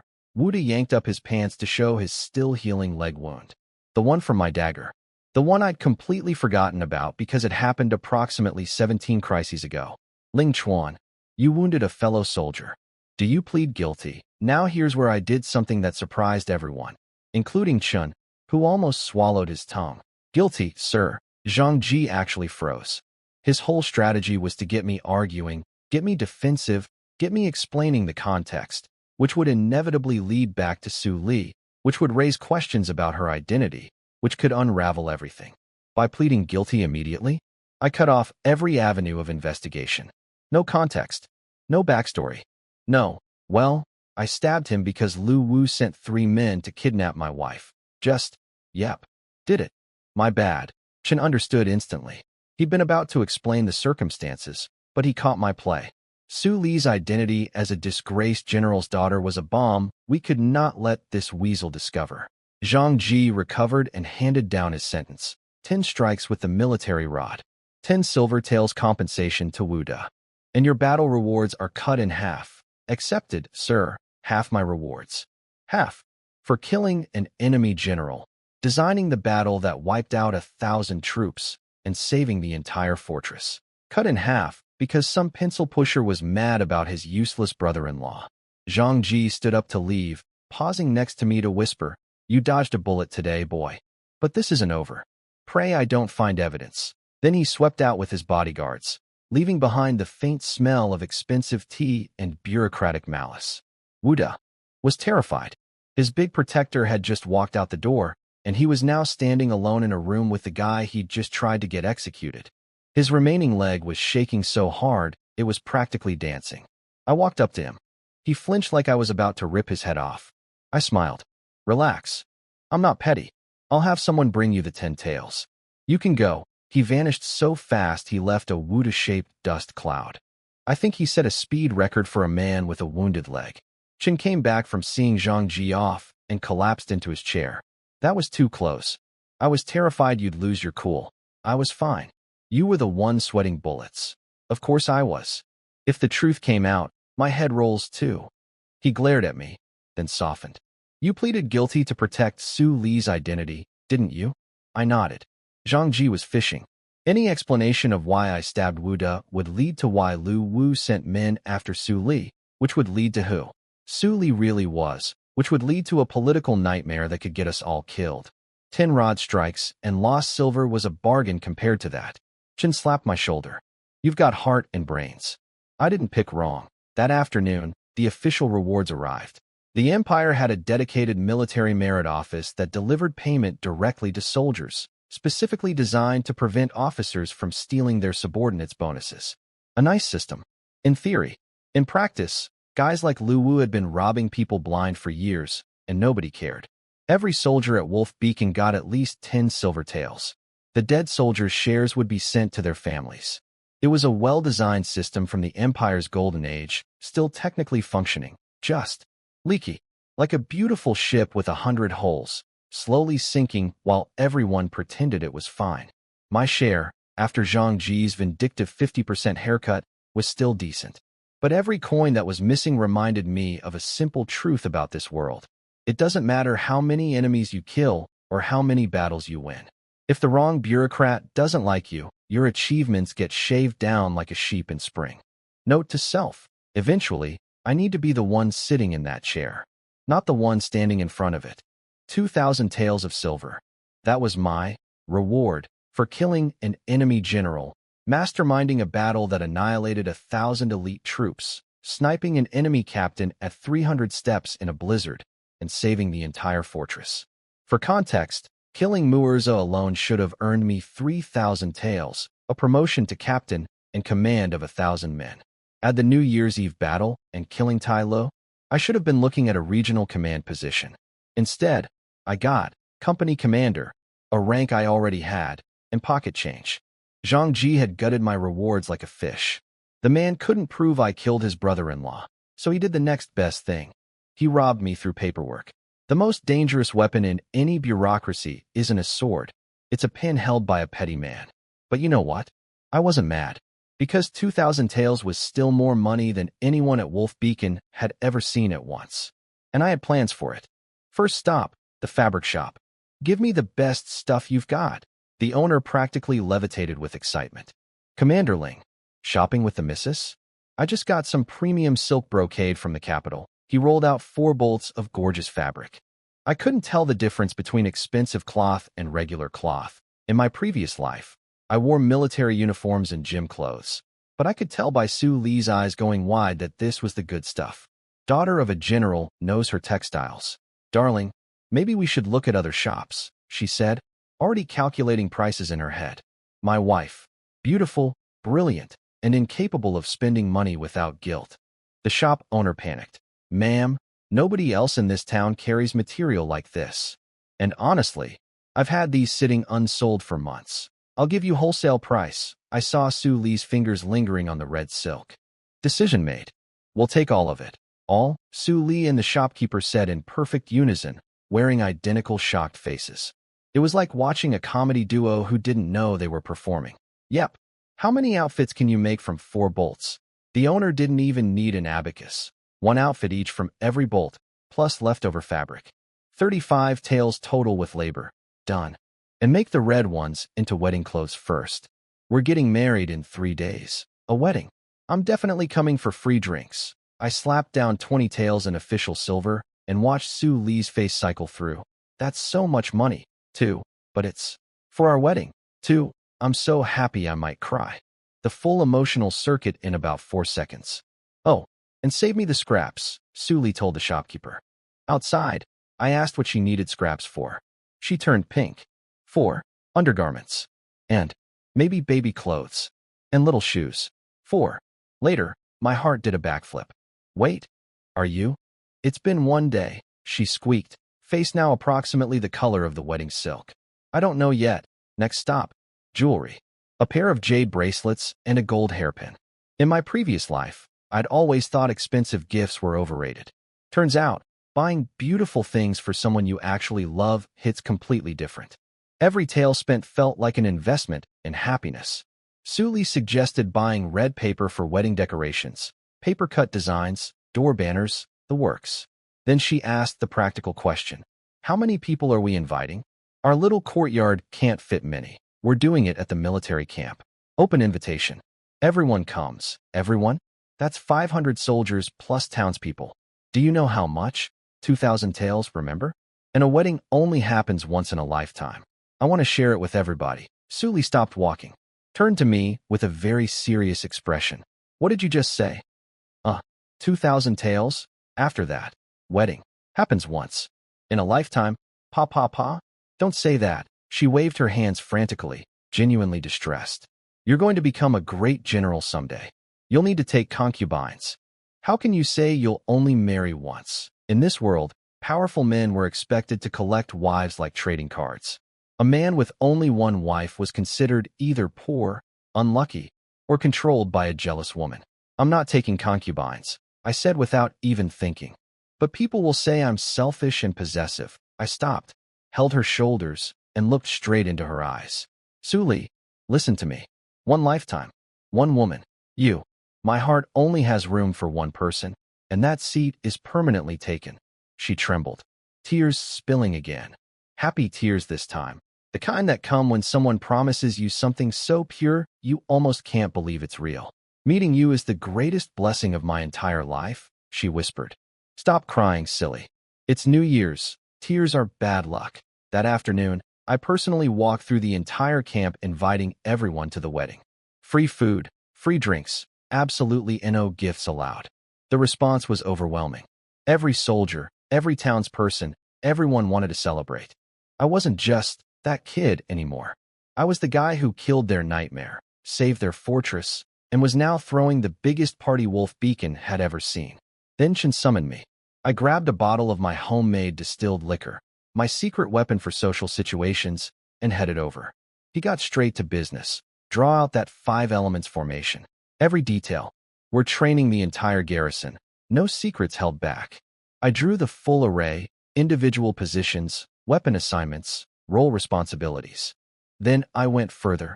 Variant formations, how to adapt when conditions changed, and how multiple 5-man units could link together into larger combined formations. Squad-level tactics, scaling up to company-level maneuvers. Chun stared at the papers, covered in dense annotations, arrows, diagrams, and I could see his brain trying to process what he was looking at. This wasn't just a clever trick I'd pulled in a training exercise. This was an entire combat doctrine. A complete system for transforming average soldiers into coordinated killing machines. A system refined over centuries of warfare from a world 2,000 years more advanced than his. His hands were shaking slightly when he set the papers down, not from fear, from the realization that the teenager sitting across from him had just handed him something that could change the entire military balance of the northern border. And I hadn't even shown him the good stuff yet. Chen had been secretly studying my 5 elements formation on his own for days, thinking he'd cracked about 80% of it. Then I started explaining the actual depth of the system and watched his confidence crumble like a sandcastle in a tsunami. If we train everyone properly, he said, practically vibrating with excitement, our soldiers could have at least a 50% chance of beating the enemy in 5-on-5 combat. I shook my head. Not 50, 80, 80. Let me ask you something, I said, leaning forward. Why do you think we lose to the enemy one-on-one? He answered instantly. The textbook answer every officer in this world believed. They're bigger, stronger, born on horseback, natural-born warriors. Wrong. He blinked. Then, what? Sure, they're bigger. But are they bigger than elephants? Stronger than tigers? Humans tame elephants and kill tigers. How? Not with size. With intelligence. I let that sink in. Our soldiers don't lose because they're physically weaker. They lose because they've been beaten so many times that losing is baked into their bones. Every man on this wall believes he can't win before the fight even starts. Chin went quiet. Really quiet.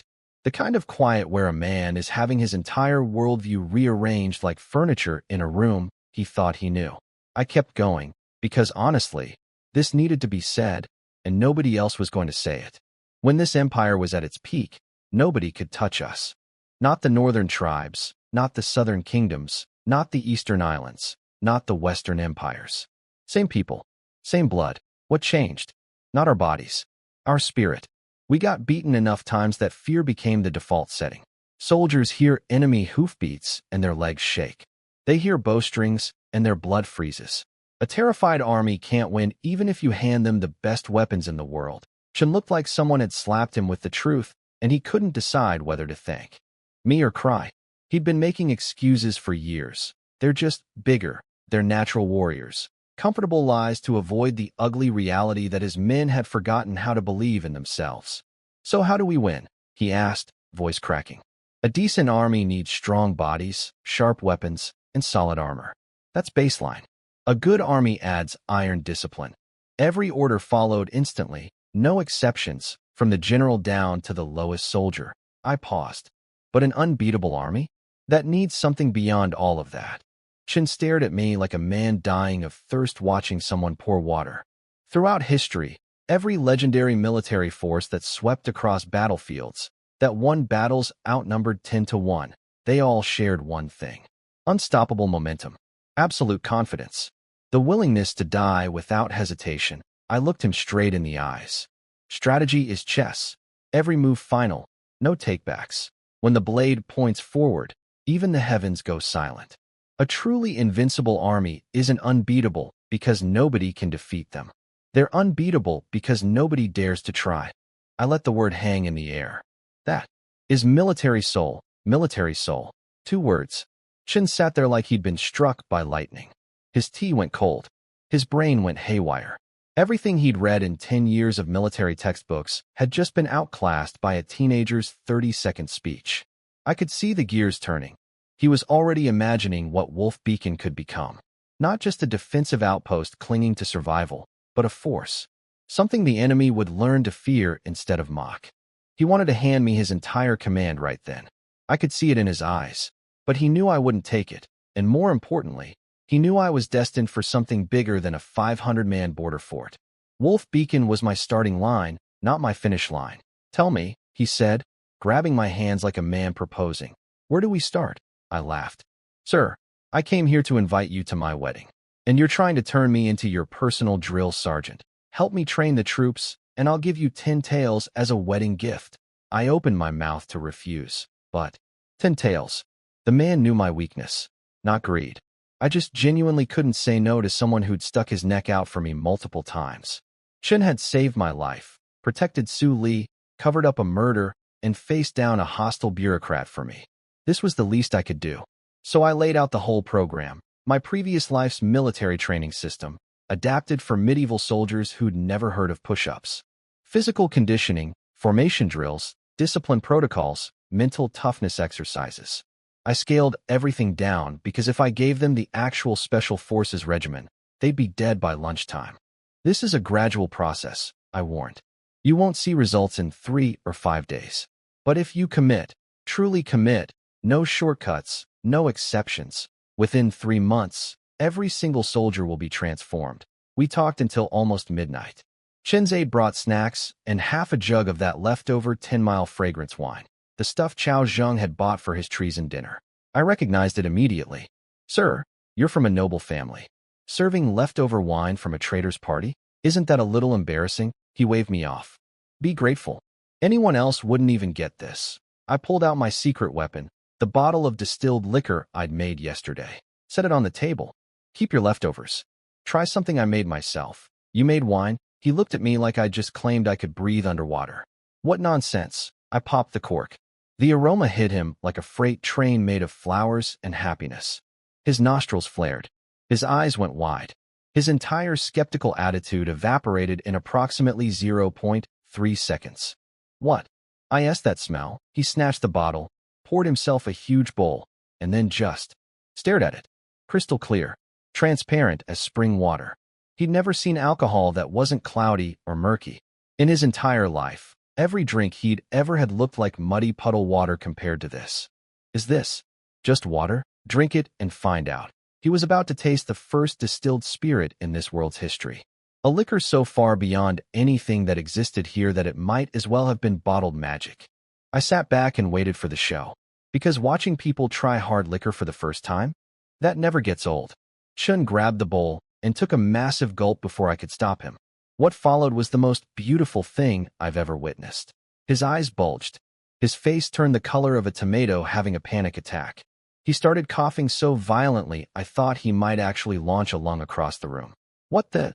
Did you put chili peppers in this? Why does it burn? Oh yeah, forgot to mention, you're supposed to sip it, not chug it like water. My bad. I was not sorry. The look on his face was worth every ounce of effort I'd put into building that bamboo still. He glared at me, convinced I'd set him up for embarrassment, which, honestly, I had. But his pride wouldn't let him quit. He raised the bowl again. This time, one tiny sip. And then, the journey happened. First, ice-cold sharpness cutting through his taste buds like a blade through silk. Then, grain fragrance exploding across his tongue. Then, a wave of heat rolling through his mouth like lava deciding to take a casual stroll. Then, the swallow, a fire dragon diving from throat to stomach, announcing its arrival with authority. And finally, after the burn faded, this deep, mellow, complex aftertaste that made everything he'd ever drunk before taste like dishwater. His expression went from shock to confusion to, am I dying? To pure, unfiltered bliss. The man looked drunk on the experience, not just the alcohol. What? What I asked this? Where did you get this? I told you. I made it. Myself. In my backyard. Yesterday. In any other situation, he wouldn't believe me. But by now, I'd given him a superweapon made from sticks, a battle formation from the future, miracle medicine, and a military philosophy that made his 10 years of textbooks look like children's scribbles. At this point, if I told him I could make rain fall upward, he'd probably just nod and ask for details. What ancient text taught you this? Found it in an old book. Cover was damaged. Couldn't read the title, my go-to excuse. The magical mystery book with no name, no author, and conveniently no way to verify. I'd used this excuse so many times it was basically my catchphrase. You're hiding things from me, Chen said, squinting. Then he laughed. I'm starting to think you're not even from this world. I froze. My blood went cold. My hand tightened on my cup. Did he know? Had he figured out? But he was grinning. Just a joke. A throwaway comment. He had absolutely no idea how close to the truth he'd landed. Like someone casually saying, what if the earth was round, in a world where nobody knew it was? I changed the subject immediately. Suli told me you're from a noble family. Educated, well-read, the works. Why'd you end up here, fighting at the edge of nowhere? The question hit different than I expected. Chen went quiet, poured himself another careful sip. He'd learned his lesson, and stared into the bowl like it contained his entire life story. My family was important. Generations ago, by the time I came along, we were noble in name only. No money, no connections, no power. But the family elders didn't care. Every boy born into our clan got the same speech. You will restore our glory. You will make us great again. I grew up carrying that weight on my shoulders. He drank. Slower this time, savoring the burn. But here's the dirty secret nobody tells you. In today's empire, the path to power through scholarship is completely blocked. The top-tier noble families have monopolized every government position. Doesn't matter how brilliant you are. If your family name isn't on the approved list, you'll never get past the gatekeepers. Your only option is to become a servant to those families. A glorified assistant. And what do those families actually do? They're parasites sucking the empire dry. National prosperity? Protecting the people? To them, those are jokes. They care about one thing. Filling their own pockets. So you picked up a sword instead of a pen, I said. He nodded, then shook his head. I thought the military would be different. Meritocracy. Kill enemies, earn promotions, rise on talent. But the border is the same rotten system wearing armor instead of silk robes. You can win 100 battles, and some general's nephew who's never held a sword will still outrank you because he shares the right bloodline. I nodded. This disease existed in every era, mine included. The faces changed, the game never did. Why didn't you stay in the South with General Su Dingfang? I asked. He was known for promoting talent over bloodline. He was best commander I ever served under. But he'd already pacified the South. No more wars to fight, no more promotions to earn. So I came north, thinking the active front line would give me opportunities. He poured another bowl. His tolerance was improving, only coughed once this time. But the northern commander, Lu Yinshou, he doesn't want to win. He wants to exist. He keeps just enough conflict going to justify his budget, fights just enough battles to look busy for the capital, and treats the entire northern army as his personal kingdom. Every senior position goes to his cronies. Outsiders like me? Invisible, the man responsible for defending millions of people against invasion, is deliberately not defending them. Because peace would make him unnecessary, and victory would make him replaceable. He drained his bowl in one shot, and barely coughed. The man was adapting to hard liquor in real time. Impressive. I could hear it in every word. The frustration of a talented man trapped in a broken system. A guy who'd abandoned his family's dreams, traveled to the most dangerous place in the empire, fought and bled and sacrificed, and still couldn't break through the ceiling because the ceiling was made of corruption and nepotism. It reminded me of a famous quote from my previous world, a hero facing impossible odds, screaming into the void. The will to fight is here. The power to change things is not. The liquor was hitting us both now. Faces red, tongues loose. The kind of late-night honesty that only happens between two men sharing something strong enough to strip paint off walls. I pushed further. Sir, the empire is rotting from the inside out. How long do you think it can last? He shot me a look that was half warning, half admiration. You really want to lose your head? That's treason talk. I just smiled and waited. He leaned in, voice dropping to a whisper. Everyone who matters already knows. The emperor is a puppet. The ministers are thieves. The generals are warlords playing pretend. The noble families treat the country like a buffet. Even if a once-in-a-century genius emperor appeared tomorrow, the rot is too deep. Too many holes. Too many parasites. The ship is sinking, and the crew is fighting over the silverware. Then he looked at me with red-rimmed eyes, drunk, honest, burning with something between hope and desperation, and asked, if you could save it, Ling Chuan. If you could stop the collapse, hold the sky from falling, would you take the throne yourself? Would you sit on the dragon's chair? The question hung in the air like smoke. The fire crackled. Snow fell outside. Two drunk men in a mud-brick office at the edge of a dying empire, discussing the most dangerous idea in the world. I didn't answer. Couldn't answer. Not then. But years later, at the moment of my life's biggest decision, it would be this conversation, this question, drunk on homemade liquor on a snowy night at Wolf Beacon Pass, that would tip the scales. Chen had planted a seed. He probably didn't even know it. And seeds, once planted, have a way of growing into things nobody expected. Into the bridal chamber, I scooped Su Li up like she weighed nothing and carried her inside, fully expecting some romantic alone time. Instead, the room was packed with people. Li Changlong, Liang Sheng, half the garrison, everyone grinning like idiots and shouting blessings. 100 years of happiness. May you grow old together. Many sons. I barely knew the wedding customs of this world, but I recognized the universal language of, we're about to mess with the groom. Commander, tonight we outrank you, Liang Sheng announced with way too much joy, pulling out a blindfold and a wobbly bench. The challenge, hold Su Li, spin 10 times blindfolded, then walk across the bench without falling. Simple enough for a special forces operative. Except they were shaking the bench while I walked. Su Li screamed. I jumped off, landed perfectly, because reflexes, but apparently that counted as failing. Penalty. Kiss the bride. Right now? In front of everyone. Absolutely not, I said. In what universe do I give you clowns a free show? How about I buy everyone fancy drinks instead? Deal. They finally cleared out. I set Su Li on the bed and gently lifted her red veil. I'd seen her face 100 times by now. I'd seen her dirty, clean, crying, laughing, sleeping, angry, and covered in hot pot sauce. But Su Li in full bridal makeup, red silk, gold hairpin, jade bracelets, the whole wedding package? Wife, you are stunning. She blushed crimson under crimson fabric. Husband is quite handsome too. We stared at each other like two teenagers at prom. Which, technically, I kind of was. Then I kissed her, because some moments don't need more words.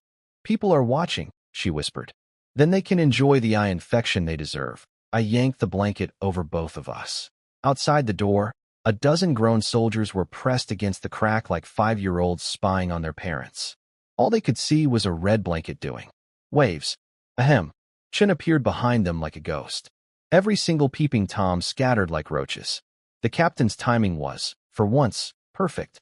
After some quality newlywed time, Su Li straightened my clothes and pushed me toward the door. The banquet's starting. Go. Don't keep everyone waiting. I'll be quick. Wait for me. She turned pink. It's still daylight. The training ground had been transformed. Dozens of tables spread across the field. Not just soldiers. Townspeople had come too, carrying chickens, ducks, slabs of meat, bags of grain. I'd specifically said no gifts, but these stubborn, wonderful people just dumped their offerings on the kitchen staff and walked away before anyone could refuse. It hit me in the chest, that warm, heavy feeling. These people had watched their sons and husbands die defending these walls for years. And today, they were celebrating because they finally had something worth celebrating. Our blood hadn't been wasted.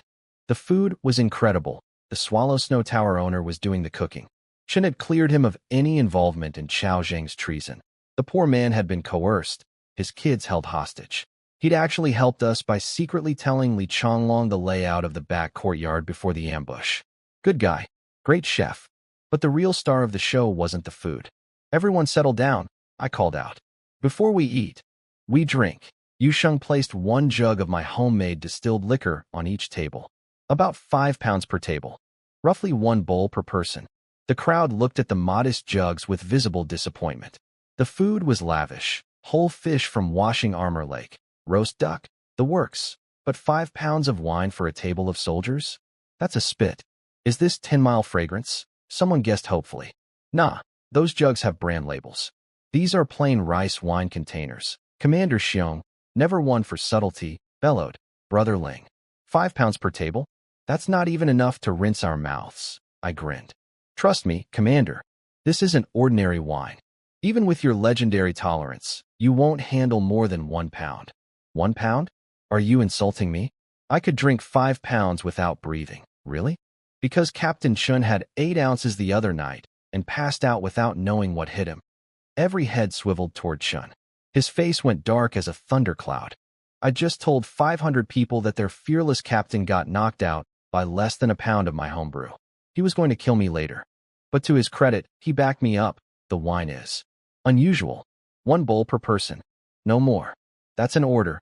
Confused murmuring everywhere. These men drank rice wine like water, entire jugs at a sitting. Being told 1 bowl was their limit was like telling a fish it could only swim for 5 minutes. Then I spotted a head of white hair in the crowd. Old Yang the blacksmith, trying to look casual while his eyes were laser-locked on the wine jugs. Yang Shifu, I thought you said you preferred quiet solitude. The old man's throat bobbed. He wasn't even pretending. He'd tasted my distilled liquor from the bottle I'd gifted him, and he'd clearly walked through a blizzard to get more. What? You think I'll eat you out of house and home? He grumbled. Eat all you want. But at your age, maybe skip the drinking. Skip the... I came here specifically for the alcohol, you ungrateful brat. Everyone was about to discover what distilled spirits tasted like for the first time. 500 soldiers, 100 townspeople, and 1 extremely thirsty blacksmith. None of them prepared for what was about to hit their taste buds. This was going to be the most memorable wedding in Wolf Beacon history, and possibly the most hungover morning after.